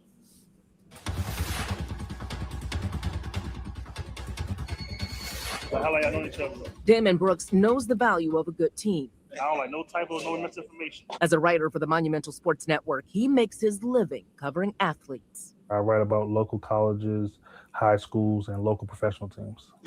And that team mentality is even more important for Damon off the job at home. So, Damon, it's very clear to me that you are a go-getter, that you're going to meet your goals, but you still need help. Absolutely. 13 years ago, a tragic wrestling accident with a friend left him a paraplegic. Wow. He depends on nurses and aides throughout the... A tragic wrestling accident with a friend. Wow. That's crazy, man. That's sad, man. A tragic wrestling accident. Horsing around and shit and got paralyzed. Fucked up, Jack. Day, managed through a city program funded by Medicaid. It allows him to remain in his own home. Your morning nurse is fantastic. She's outstanding. We'd have no problems at all. She's like a mother to me. I love her to death. Helping him with everyday tasks, checking his vitals, getting him ready for work, then for bed. A different team is supposed to monitor him overnight. That's when he says things get harder. Every night since, I've unfortunately had this accident, I've had employees sleeping, snoring on the job, neglecting me. Sometimes I've been left sitting in wet chucks. Sometimes I've been, just neglected to use the bathroom, and it's been very difficult for me. It's become such an issue, he's installed cameras around his apartment. Niggas, stay away from black people. Press what? Stay away from black people, man. I bet if his health aides were white, it'd be less likely for you to have this problem. They would probably be happy to be there. They'd be happy to be there. Niggas is just doing this to get a check. Niggas just doing this shit to get a check. These niggas don't want to help nobody. These niggas just doing this shit to get a check. These niggas ain't they not like natural fucking, They don't wake up in the morning loving this shit. They like, oh shit, I gotta go in and do these hours, man. They like this job because they can sleep. Niggas took this job because, hey man, we need you to work overnight. They're like, oh shit, well take care of nigga. Okay, well he gonna be asleep, so we get to sleep. These niggas took this job because they thought they could sleep. Yo. And it's been very difficult for me. It's become such an issue, he's installed cameras around his apartment in plain sight. He says he's collected hours of employees appearing to sleep through the night. They're supposed to be repositioning me, catheterizing me on time. They're not supposed to be sleeping and snoring. And they're supposed to be attentive to my needs, but sadly, that hasn't been the case. He says he's complained for years. I've sent pictures. I've sent emails to the nursing agency, the deputy mayor. Yeah, they all black. All of them. He seemed like a good brother. He seemed like a decent guy, man. They all black, man. Yo. He said that's the way graveyard shift care is. Yeah, but it ain't supposed to be that way. Just because that's the way they do that shit, they ain't supposed to be that way. It shit ain't no that's the way it is. Fuck no. Ain't no that's the way it is. Nah, man. Fuck no. You better sleep during the day. You work at night, bitch. Sleep during the day, nigga. Fucking nigger. You got this dude. This dude's a paraplegic. Look at it.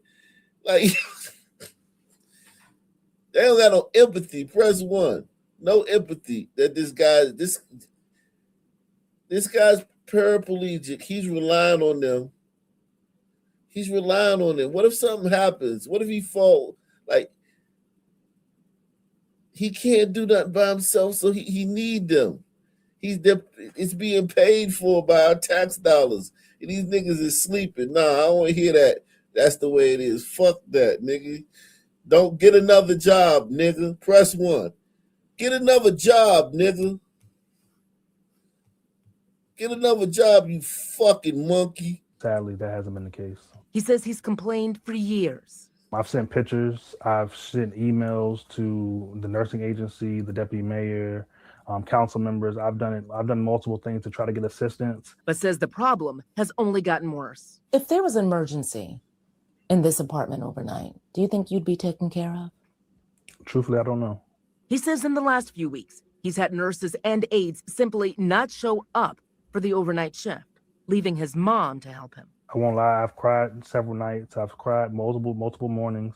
It's a very depressing situation. Advocates have raised concerns, too, about sleeping on the job earlier this year at a D.C. Council roundtable discussion on long-term care. It is a very serious problem of aides showing up with no intention to work. Many of my clients report and have photos of aides arriving for the overnight shift, midnight to 8 a.m., with blankets, pillows, hair rollers. Yo, this is unacceptable, man. This is fraud. You're supposed to be taking care of people that are paraplegics. It's not like you taking care of old people that have trouble getting around. They might, need you to change their diaper or something, but they can at least, get around the shit. It's not like you babysitting little kids and shit. This is a grown-ass man that has a job and has a life, and he needs people to he need nurses to help him make it through the night. This shit is unacceptable, man. I don't give a fuck what you know. That's just the way it is. No, fuck no, nigga. Go fucking work at fucking Chipotle, nigga. Go work at Target. Unless somebody else who want to do this shit do it. This year at a D.C. Council roundtable discussion on long-term care. It is a very serious problem of aides showing up with no intention to work. Many of my clients report and have photos of aides arriving for the overnight shift, midnight to 8 a.m., with blankets, pillows, hair rollers, clearly intending to sleep. Attorney Holly Eaton says because of a shortage of aides or PCAs, home health agencies allow their employees to avoid what they consider more difficult cases because they worry they'll quit.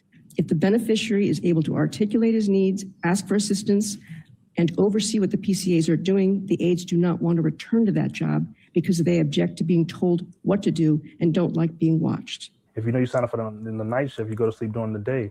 We all make sacrifices day in and day out. Just because it's a night shift doesn't mean you have the ability or the right to sleep. A spokesperson for the Department of Healthcare Finance, which oversees the program for the city, told the I-Team, DHCF expects that all nurses or personal care aides are consistently available to deliver services as needed, safely and appropriately as needed, and in accordance with a Medicaid beneficiary's plan of care. They have the ultimate oversight and sanctioning and enforcement authority. Mark Miller with the Office of the D.C. Long-Term Care Ombudsman says the Department of Healthcare Finance can and should do more. He says every time one of these overnight aides closes their eyes, they are essentially stealing from taxpayers. You're taking taxpayer dollars and not providing the service that you've contracted to provide. And there's really no other way to capture that. I mean, we would look at that as fraud. We also would look at that as potential neglect or abuse. How big is this problem? It's hard to know because I think some of it is unreported. Some people, like I said, do not want to kind of rock the boat because they're afraid then they won't get any aids in the evening or on weekends. Damon doesn't have that fear and has complained to his case manager, the city, and nursing agencies. How many night nurses do you think you've been through? Over 40 with this particular agency. He worries his reputation for accountability is scaring the help he needs away. But he says his fight is about more than himself. I'm just really worried about, others, because if the others are subjected to this, that means we may have casualties, and that's something I really want to prevent from occurring. We did ask DHCF about any steps it's taken to address the sleeping complaints and also reached out to the various agencies that have provided aids to Damon. We did not hear back. We did find a sleeping complaint filed back in 2023 with one agency Damon has used. In that report, the agency said it retrained the employees on its sleeping policy and gave them a verbal warning. Tracy, the agency says it's hard to retain aides and nurses because of the work that's required, and they don't want to be told what to do. But then you have Damon saying, I'm not getting the care I need. So what can you do? What can be done? That's complicated. Advocates we talked to say that there needs to be more follow-up after someone makes a complaint, but also there needs to be more discussion to address the shortage crisis, incentives for nurses and aides to work overnight and weekend shifts, like getting overtime. These are tough shifts, and we know some of these aides are likely working multiple jobs to make. Man, listen, I don't give a fuck what they doing. They need to be doing that fucking job they clocked in for. 12 hours of. What are you talking about? All right, let me ask man? you this. How do you? Shit is insane, man.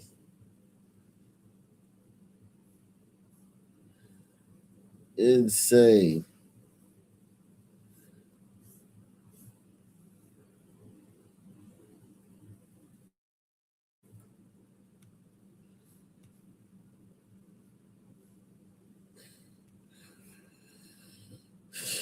Take the $5 challenge. Sponsor tonight's programming, man. Take the $5 challenge via PayPal, Cash App, Super Chat. Choose what everybody watching on Rumble. Choose everybody watching wherever you watch it, man. You can support the channel, man.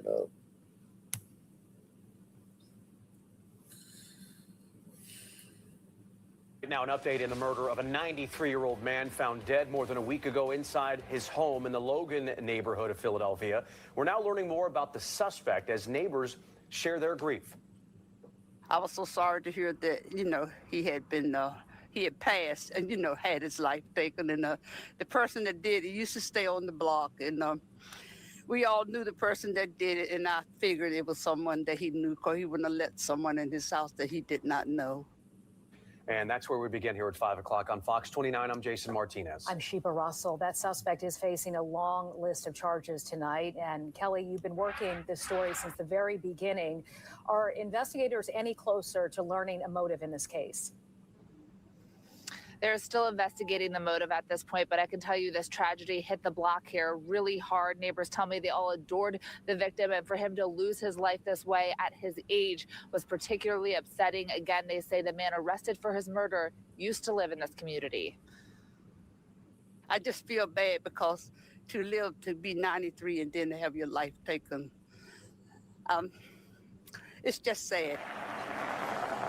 Barbara Sutton says her block and community she's called home for 55 years is grieving. Her 93-year-old neighbor, Lafayette Daly, stabbed to death inside his own home, according to investigators. And the man police say they arrested for his murder Sunday. 53-year-old Coy Thomas, also known to Sutton and other longtime neighbors. I know he used to stay on the block years ago, and his family, they moved. Where did they move? I don't know, but he knew Mr. Lafayette. And that's why Mr. Lafayette probably let him in his house. Today, the district attorney's office says Thomas is seen on surveillance video going into Daly's house back on December 3rd and then leaving in his white 2007 Chrysler 300 10 minutes later. Daly's family went to check on him 2 days later after friends at the West Oak Lane Older Adult Center were concerned they had not seen him. Days later, detectives say they were notified of Daly's debit card being used and his car was found on West Haggart Street. Investigators say a man called them saying he purchased the car from Thomas for $900. There was no signs of forced entry. Obviously, if they knew each other, it is likely that he was allowed into the home, and then obviously what happened inside. It's horrific. Even the mob didn't target seniors. Investigators say there was evidence of a struggle inside the home. Daly was a veteran. His death comes as the DA says the city is on pace for a record low of homicides. Obviously, that is progress. Not enough progress. We have to do better next year, but we're seeing something that is unusual. If he had died naturally, I could have took it better, but he had his life taken. And that's the part that's upsetting to me, and I think a lot of people. Wow. And Thomas was arrested on charges that include murder and robbery. He is scheduled to appear in court later this month for a preliminary hearing. Okay, closure there, Kelly, but the grief is still strong in that neighborhood. Thank you very much.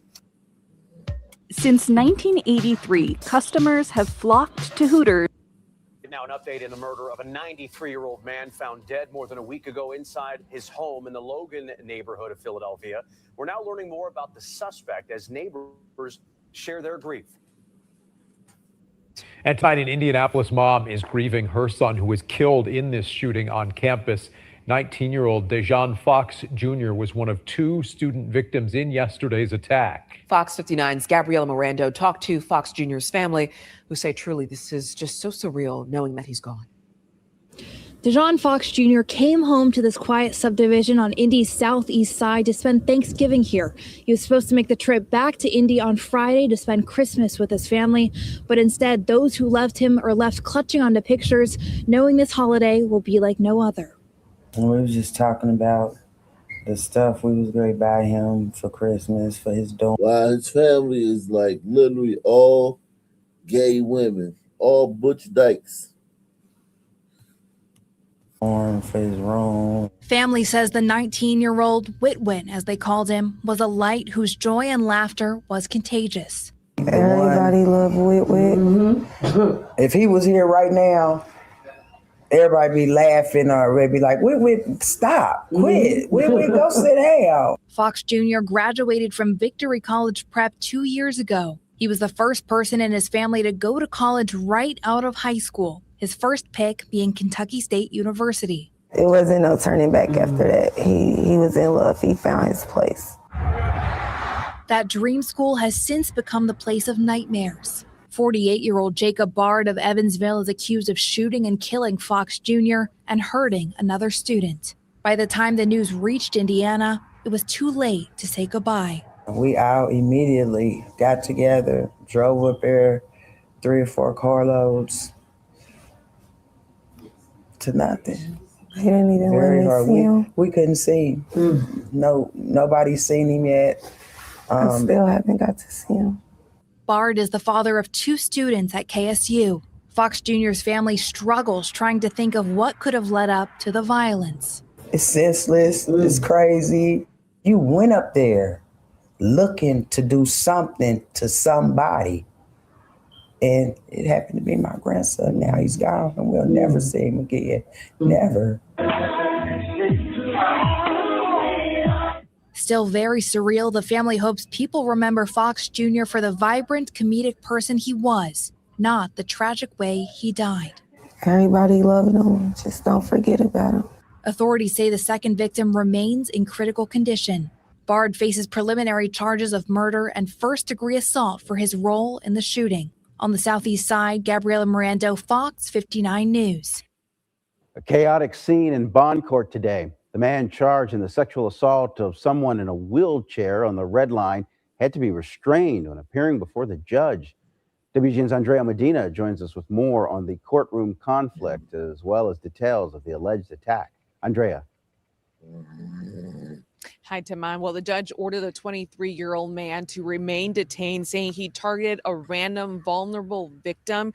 But before the judge could announce his decision, the man attempted to approach his bench, attack him, and shouting and claiming the judge of lying. Oh, we did this yesterday. 23-year-old. We did this yesterday. We did this yesterday.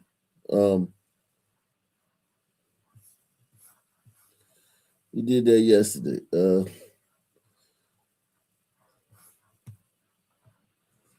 New developments. The Rockdale County School District is responding to multiple mothers who say teachers in that district assaulted their children in different Rockdale schools. Channel 2 Station Fernandez is live outside. Good, man. Kids need discipline, man. Bring back the leather belt, man. By one of those Rockdale County schools where parents are asking for systemic change, Taisha.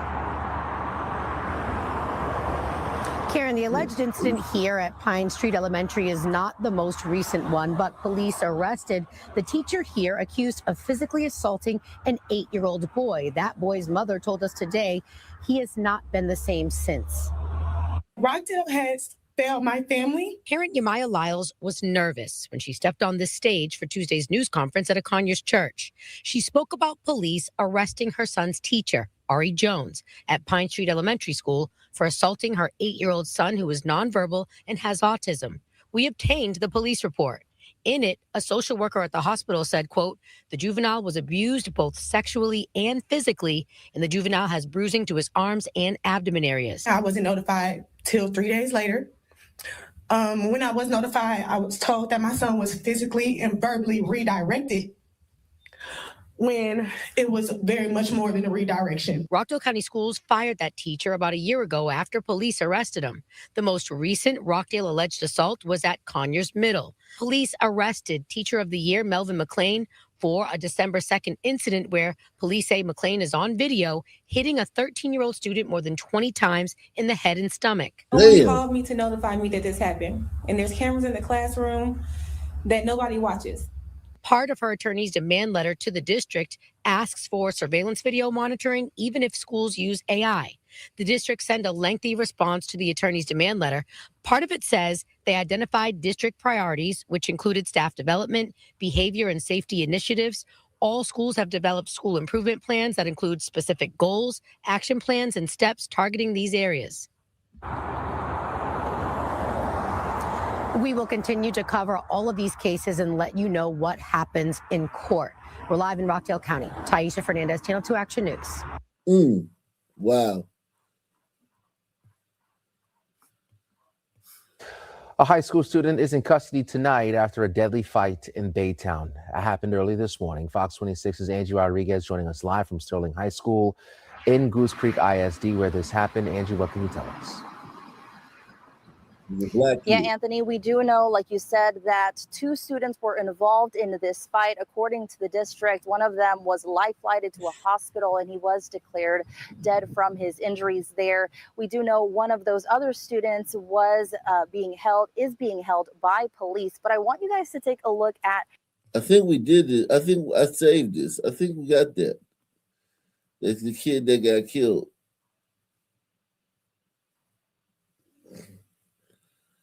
I think I got it.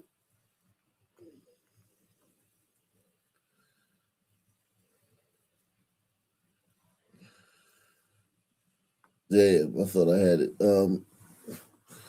Student stabbed. Let me look it up. Stabbed. Who you think did this, guys? Who you think did this? Who you think was the stabber?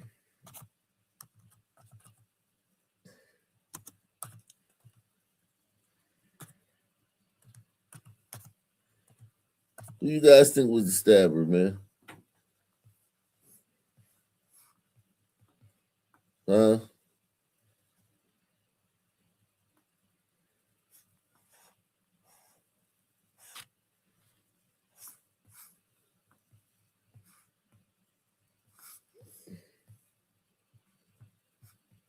Was life-flighted to a hospital and he was declared dead from. Sterling. Let me see. Sterling.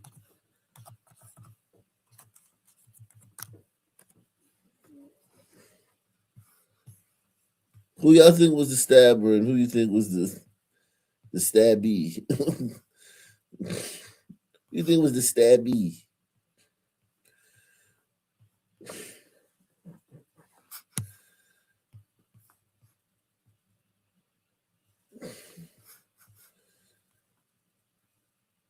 "18-year-old Andre Matthews stabbed white teenager Andrew Meismer inside of Sterling High School classroom in Baytown, Texas."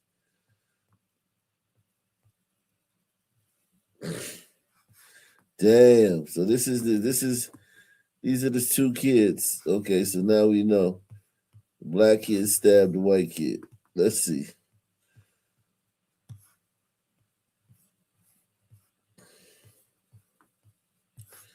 Let's go ahead and see now that we know what we're looking at. A high school student is in custody tonight after a deadly fight in Baytown. It happened early this morning. Fox 26's Angie Rodriguez joining us live from Sterling High School in Goose Creek ISD where this happened. Angie, what can you tell us? Yeah, Anthony, we do know, like you said, that 2 students were involved in this fight. According to the district, one of them was life-flighted to a hospital and he was declared dead from his injuries there. We do know one of those other students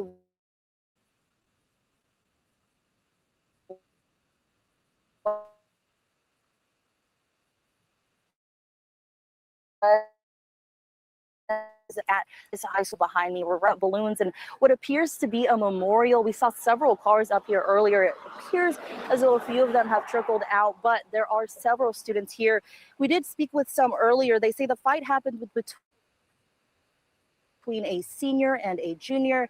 They say it happened at an upstairs empty classroom. One of the students involved at the altercation, like we said, did die as a result of the fight. It's unclear, but these students are saying it was a possible stabbing that could have been what happened.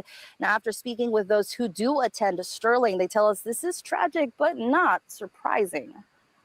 Y'all should make the school more secure, more teachers that care more, make it more strict, and stop focusing on stuff that does not matter as much as our kids, like the kids. Like, we come here thinking this is a safer environment. We come here to learn and get an education. We don't come here to feel unsafe and feel like we got to watch our back every 24/7.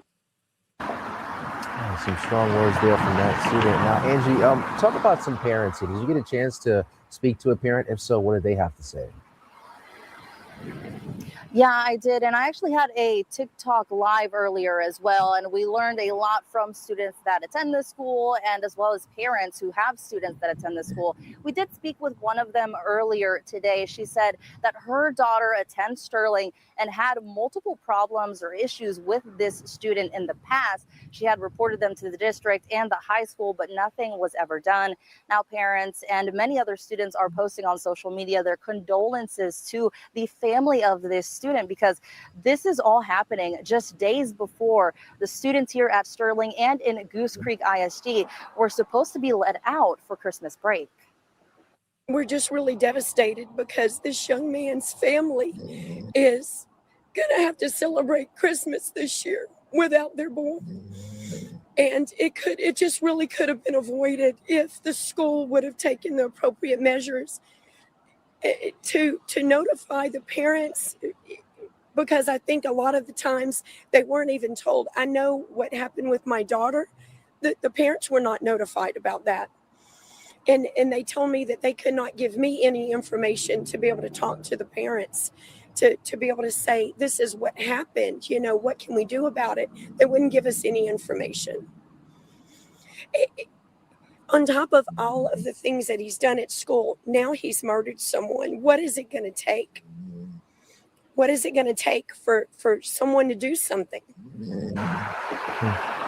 All right, Angie, things like this happen, breaking news, the newsroom, everyone is rushing to get details as much as possible. Can I give our viewers, though, a little bit behind the scenes? What was your day like before we even got to this story here? Yeah, well, we were originally supposed to be working on a different story, but like you said, breaking news happens and we have to make sure that we're informing our viewers at home. So the first thing we did was go ahead and call some of the people in this area. I was able to speak with one mom that we later interviewed. She told me a little bit about the incident and a little bit about the background. We did change directions and started heading towards the school as soon as we found out we were going to be doing this story. We already did receive a statement from the district as well earlier today. So we also reached out to Baytown Police, seeing if they had anything to do with this investigation. They said they did assist, but since they aren't the lead, we can't get our information from there. It's going to strictly come from Goose Creek ISD Police. Once we parked here, though, we did speak with some students. You'll see that on your screen. I actually had to ask their parents for permission since they are underage as well. After that, we met up with the mother that I called earlier. She spoke a little bit about her daughter's problems, like you heard, with this suspect in the past as well. Then we set up for our live shots at 6:30, and we've been updating stuff on web as well, online. Like I said, we have TikTok conversations live as well on Fox 26 Houston. I had my TikTok as well, speaking with students and parents in both English and Spanish at actually Angie TV. So a lot of things that we work on every day, and especially just to, again, inform our viewers and learn a lot of information. That's how I got my information tonight, was on TikTok, actually speaking with the students that go to this school, learning, okay, this student did go to a previous different school. He went to Point, which is a type of school that is for people that need a little bit of help in that aspect. Then he transferred over to here. So a lot of new information that comes when we learn and when we continue to use, social media and things like that. So a lot of details coming out of this situation. Yeah, tragic story, but sometimes, it's a collaborative effort working. Tragic story. That's it. If the roles were reversed, there wouldn't be no fucking tragic story. It would be fucking the sky is falling. Press 1. Stop calling me Aunt Urkel. Damn, boy, Kachina. Stop calling me Urkel. You fucking snapped, huh? Nigga, snap. We ain't called Urkel. If you just joining us, man, the kid who did that, this black kid, I don't know why he did it. He may have, there's no good reason for it, but let's hope it wasn't just unprovoked. There was some thing that led up to it.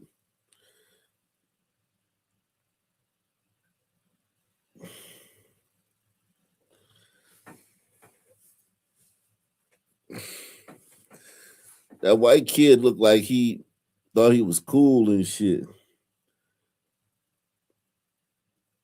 That black kid had to remind him, man, no, man, you ain't cool, man. You cool, you white cool, but you ain't cool enough to hang with the blacks, man. You ain't hard enough, man. It's gonna be hard to hang with blacks, man.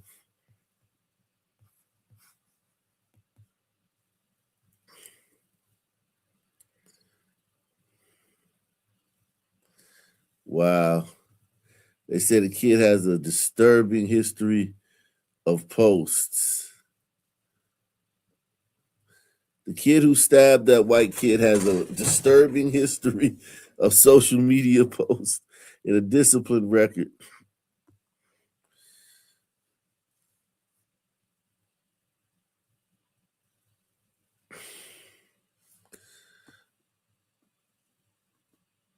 Damn, that can't be that kid, man. That kid got all that shit.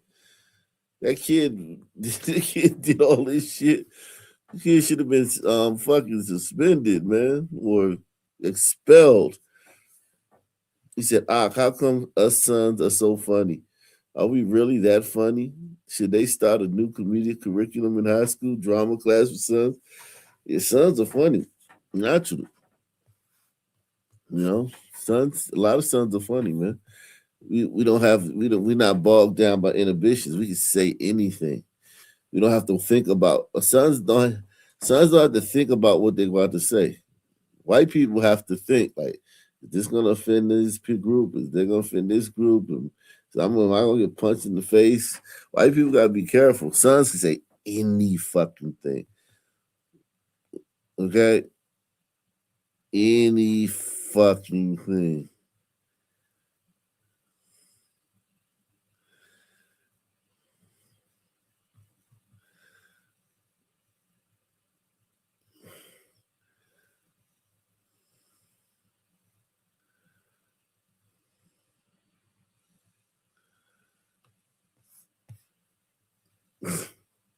Brown. We're asking the public to please stop referring to him as the brown shooter, as this has an inherently Islamophobic connotation. And it's because of the university. It's not because of the brown, because of the Brown University, not because of the color of skin. Right. We are also asking the public to please stop posting photos of Mufasa Carmax. We would, for the sake of diversity, really like to pin this on a different ethnicity. Because it is That's hilarious, man. That's a skit.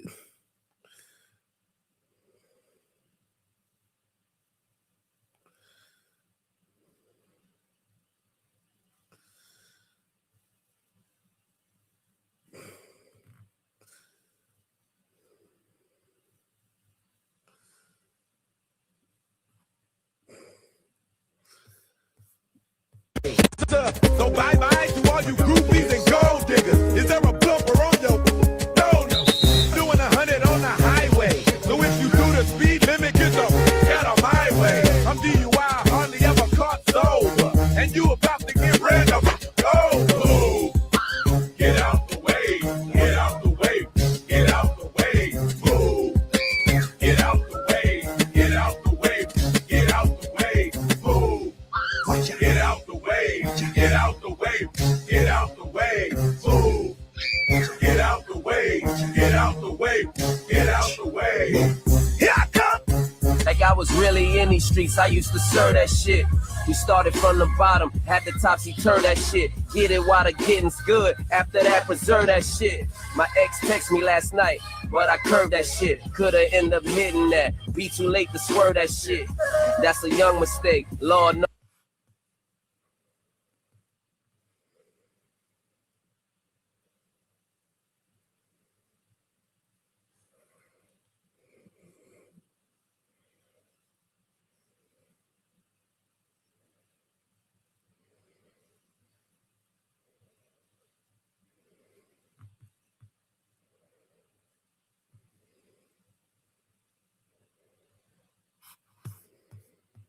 Ask him.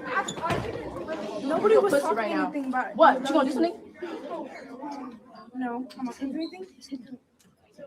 Nobody was talking about you. Who said that? Bitch, you're friends. Why the fuck you talking shit about me, bitch? You're wasting time. You're wasting time. Come on. Sour. No, girls, stop. Girls. Go, Alina, go, Alina, go. That's all you, Alina, that's all you. That's all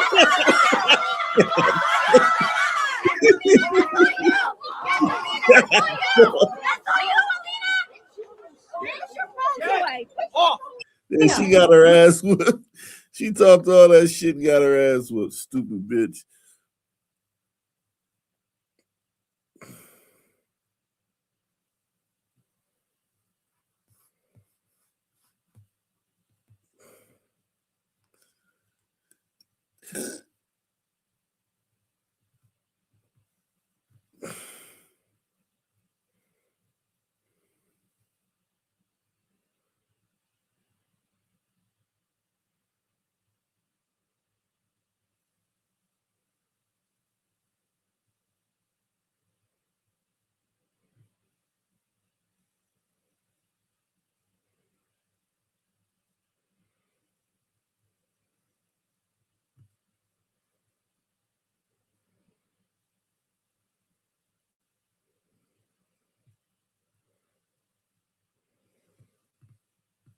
Damn.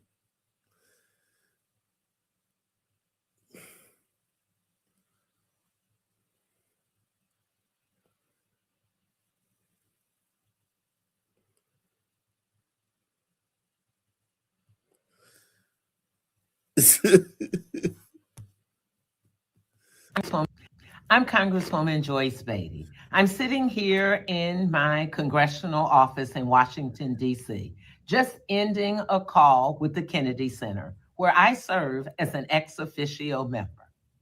I am bringing this to you live today because what you may hear is that there was a unanimous vote to rename the Kennedy Center the Trump Center.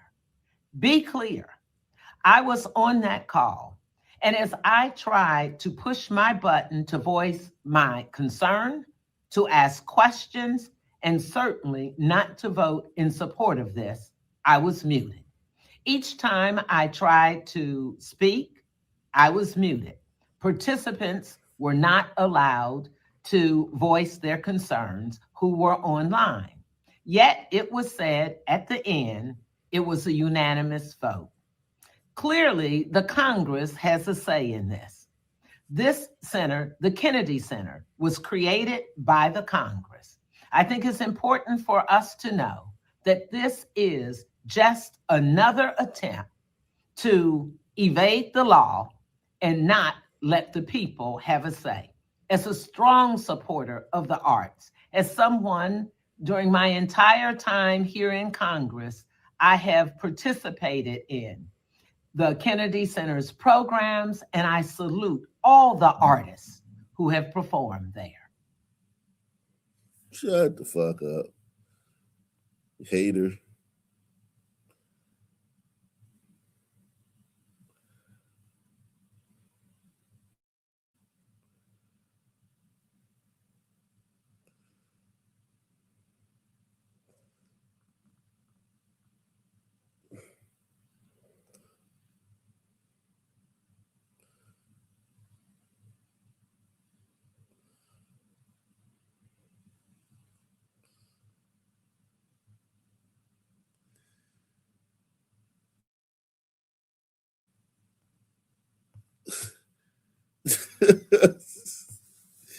This white lady. Oh man, salute to yeah, take the $5 challenge. Take this $5 challenge. Support this show. Oh yeah, Trump. He said Trump's better than Kennedy at dodging bullets. That's crazy.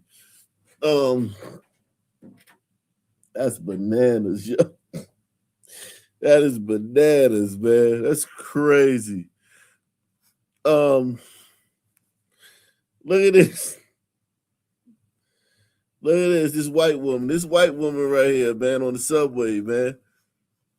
Damn, it must be tough being white getting on the subway. As a black man, I never think about, when I go on the subway, I just go. I never think about it. White people gotta like think about, they gotta psych themselves up to get on the subway.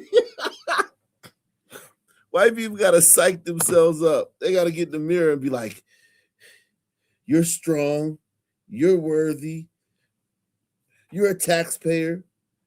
Get on that subway. It's your right. You pay your taxes. Shout out to Steve, man. He said the Skins hoodie is sick, bro. Yeah, man. Shout out. Salute to you, man.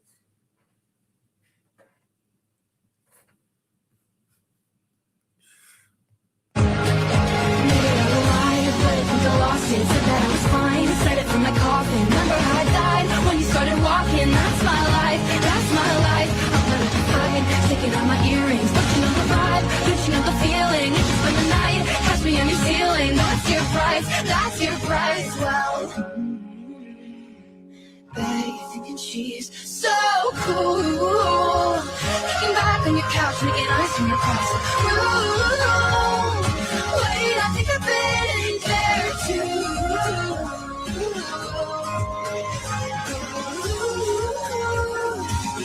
You thinking she's so cool. Let me know what I know, you're just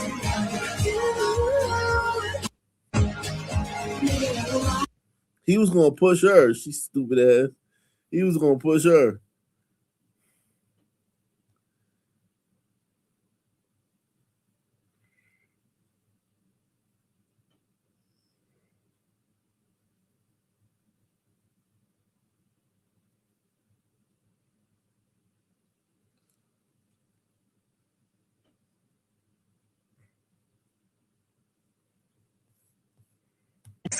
And he can promote 1776 costs all he want and giving out a check. That worked for him the first time. 1776, that's less than a rent check in DC. I don't even know what the impact of that is going to be. I want to bring.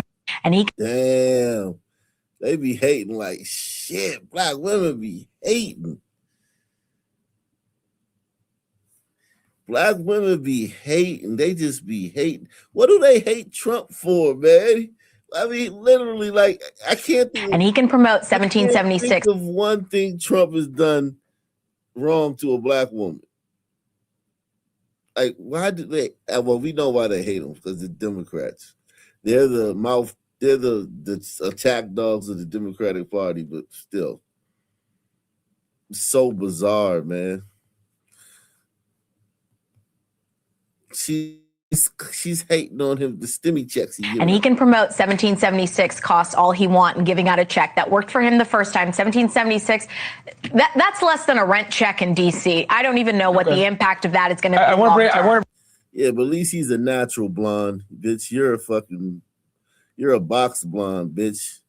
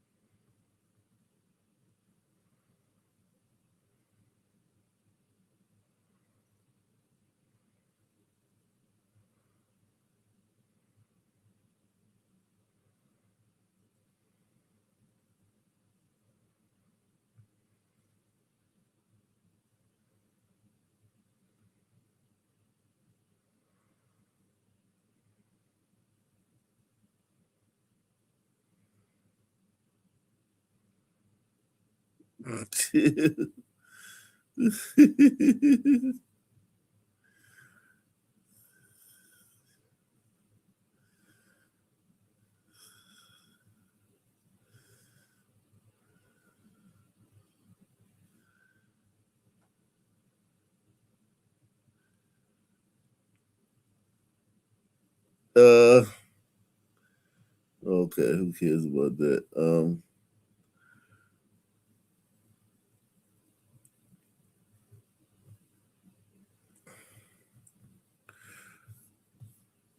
I mean,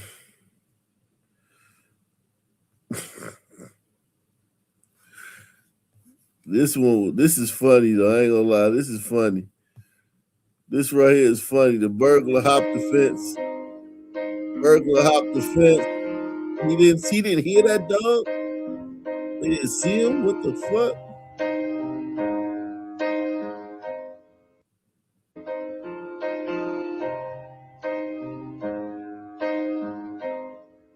Motherfucker turned around and immediately hopped that fucking fence. This is the end. Hold your breath and count to 10. Yo, this is life or death, bro. You gotta get up out of there, bro. You gotta get up out of there, bro.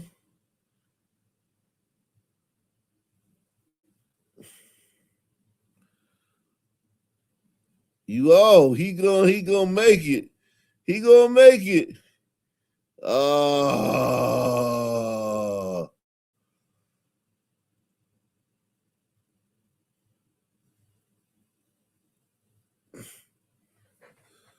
Oh.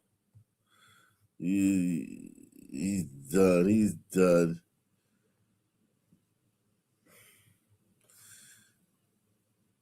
Look at the kind of conversations black people be having.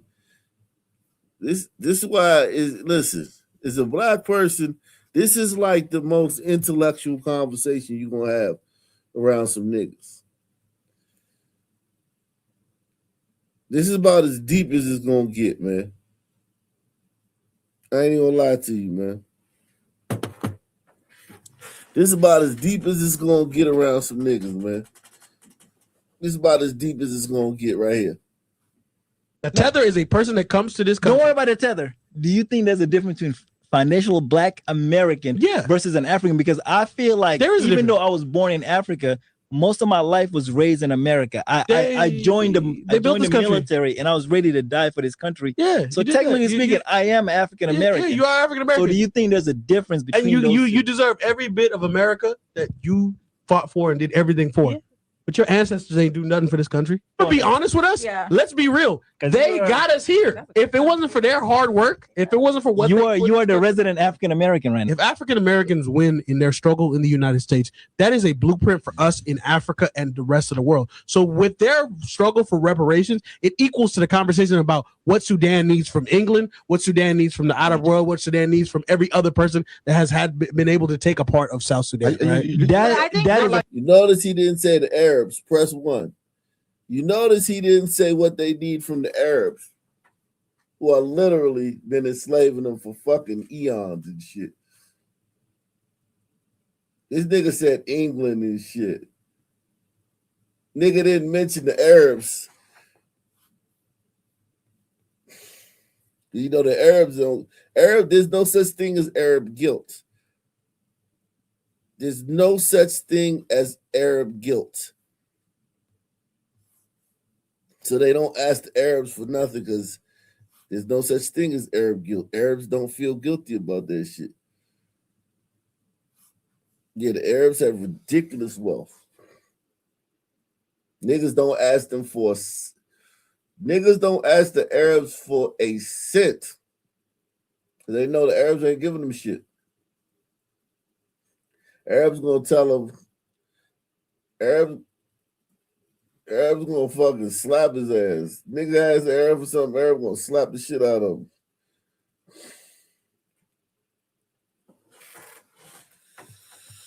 Y'all gotta stop saying our generation would have fought back during slavery. Can't be the same generation I invite motherfuckers to the cookout for knowing rap lyrics and dancing on beat. Can't be the same generation I be giving motherfuckers the N-word pass. I can't even see y'all doing shit during segregation. Or our ancestors said, fuck the bus, we walking, we boycotting. Y'all bitch ass would have been right on the bus.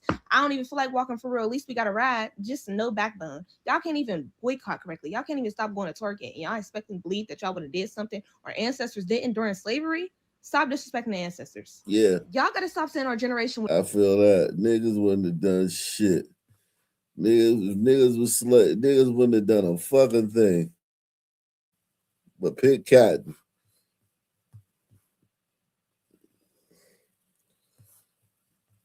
This is X, man.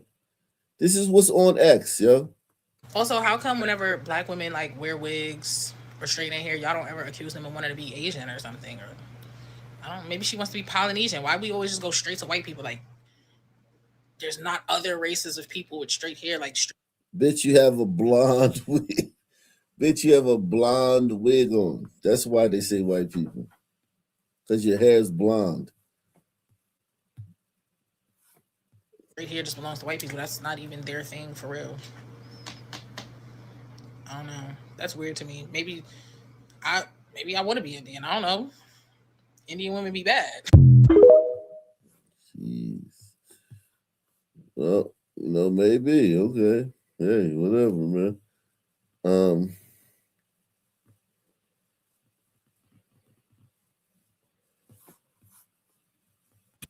If you're not black, keep scrolling. I said if you're not black, keep scrolling. This is just for black people. This is a black person conversation right now. So if you comment below, I'm going to let you know you're going to get cussed out because this is a black person conversation. Black people. Okay, so check your skin tone. And if you're not black, keep it. Yo, if a white person said that, this nigga would have a conniption. That's how little self-awareness black people have. This same nigga right here, if a white person said exactly what he said in reverse, this nigga would have a conniption. He would be making videos about it. Press 1. He would be making videos about that. See, they don't even want us on the internet, man. See, man, they about to start deporting us, man.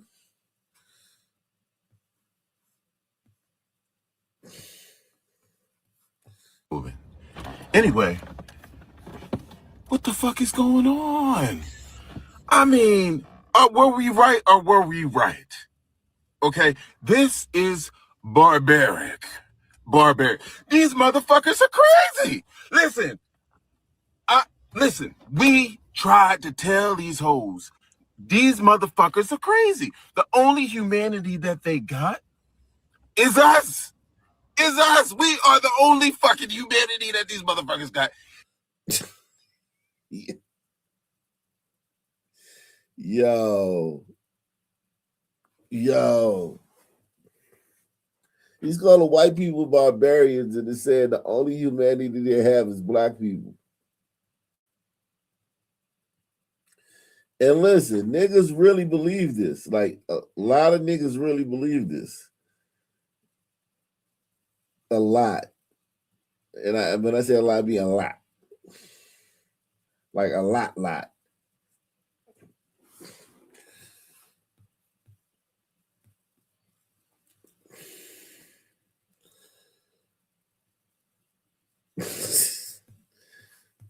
They don't understand that if black people like us, you know what I'm saying, was actually in position, none of this shit would have ever happened. None of it. Facts. They are just like facts. We wouldn't have electricity. We wouldn't have running water. We wouldn't have sewage. We wouldn't list the things we wouldn't have if black people was in power. If black people was in charge of this, the modern world. List the things we wouldn't have. Glasses. You wouldn't have glasses to drink or eyeglasses. You wouldn't have nothing made out of glass. Every window, you wouldn't have nothing. Glass wouldn't exist. Glass wouldn't exist. Think about a world without glass. Glass wouldn't exist. Salute the Void Surfer, man. He said reparations will be given on EBT.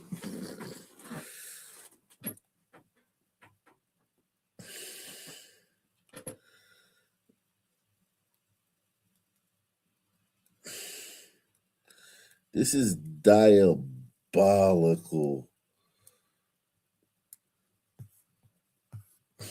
destroying themselves. And this isn't the first time.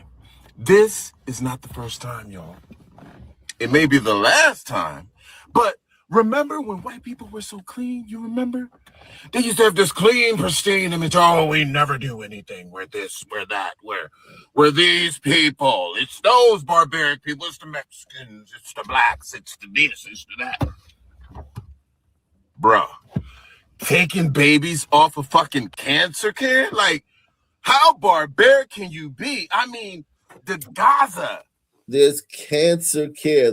The fact that niggas would just be dying and they wouldn't know what they died of. Press 1. Niggas wouldn't have named it cancer. Niggas wouldn't have identified that it was cancer. Niggas would have just been dying. And they would have probably blamed it on a spirit or something. Or blamed to say somebody put a root on them. Cancer would be like, they would say somebody, one of their enemies, put some voodoo on them and shit.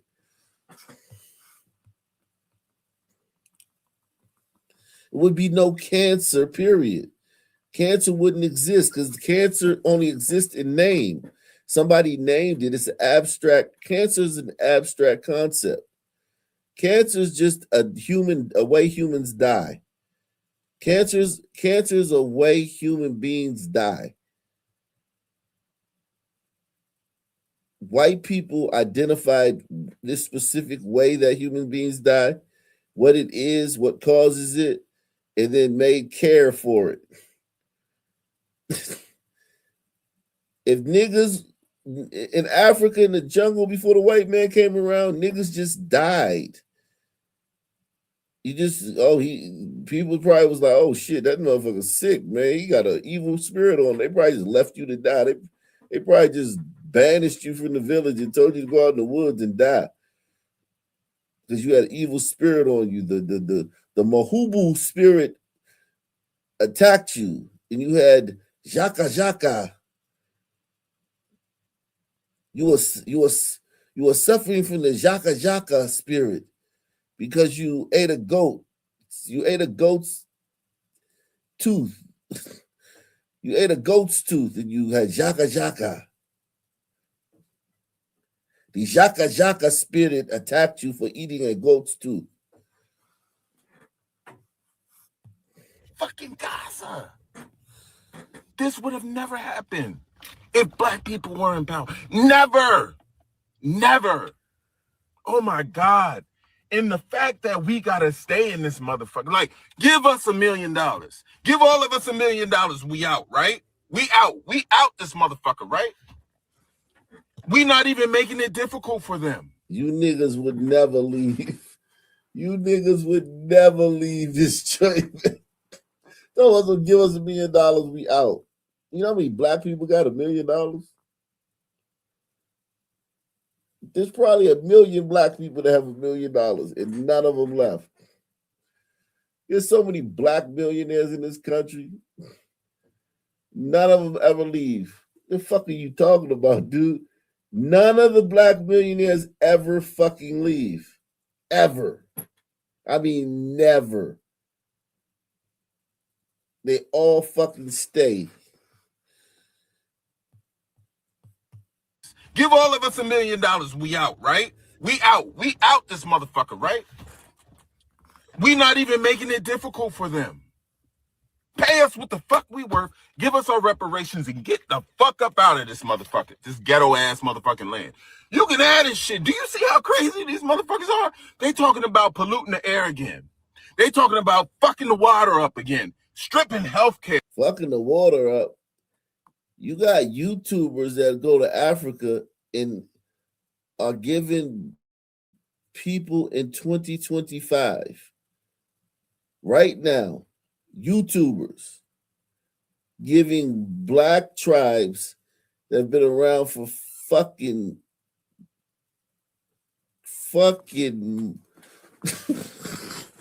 since the Paleolithic era. Black tribes that are getting their first cup of fucking fresh water via a YouTuber today in Africa, getting their first glass of fresh water.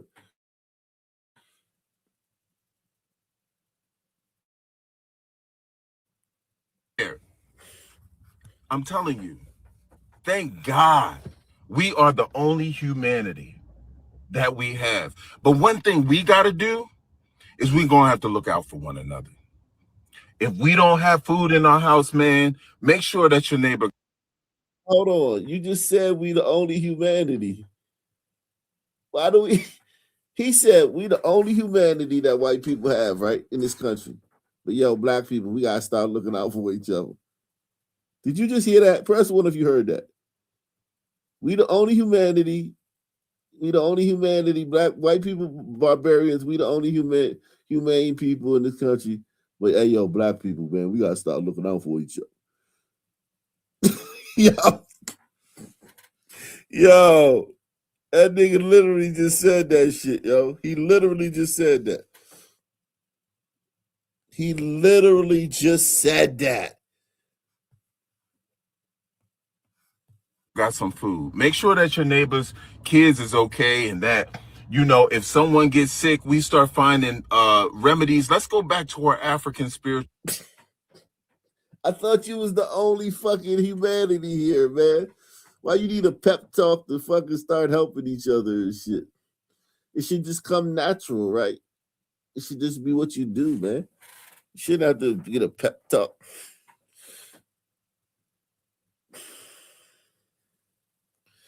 People are crazy, man. These niggas are nuts, man. These niggas are nuts.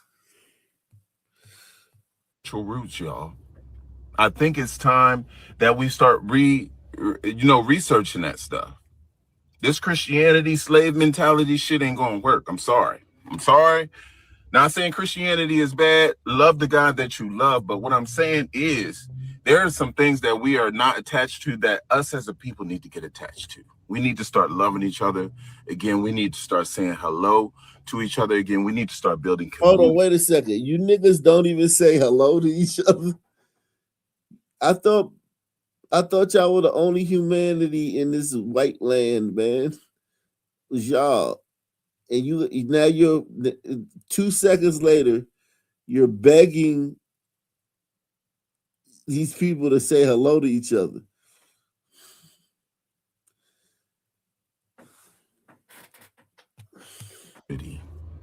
We need to start bonding on more than just a cellular level or a virtual level. We need to start seeing each other for when we see each other in the streets. We need to start being each other's conscious. We need to get in touch with each other again because we're going to need it.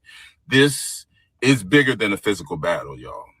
This is going to be a battle of the mind. This man is trying to erase any and everything about us, our history, and our existence, and trying to rewrite it in real time in 2025. And it's us as the truth bearers, who we are, our ancestors who bled in on this land and whose spirits still reside with us. It's up to us to tap into all of that we have and save what we have left. You know what I'm saying? And I believe when God calls us, when God says that name and he blows that horn, we are going to be ready. But our spirits got to be right and our minds got to be right. And watch out for these crazy motherfuckers, okay? Get back into politics. Get back into reading shit. Get back into cleansing your mind and meditation and all of that shit. And let these motherfuckers destroy each other because they crazy as a motherfucker. And you know they trying to come after our asses. So we got to be spiritually, emotionally, and physically equipped. That's why I'm on my way to the fucking gym right now. I love y'all. Let's keep moving. And I'm going to be back on this crazy motherfucker. And I know some of y'all motherfuckers is still in this goddamn room. Get the fuck out of this goddamn room. Nosy motherfuckers. The fact that the comment section is going to literally, everybody's going to be agreeing with that shit is absolutely insane.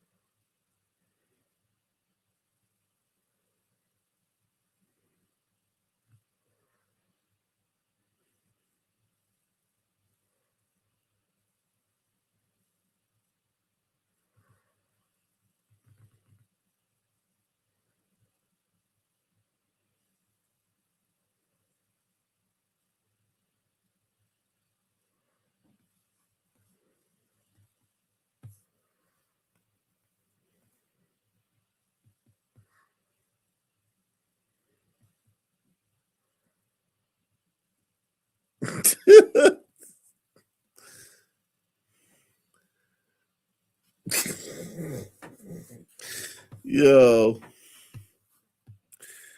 Oh man. Salute to everybody out there, man. It's about time for me to get up out of here. I gotta get things to do tomorrow, man. It's been real. I ain't gonna lie, it's been hella real, man. Salute to all you guys, man. Great show, man. Same black time, same black channel, man. I'm out of here.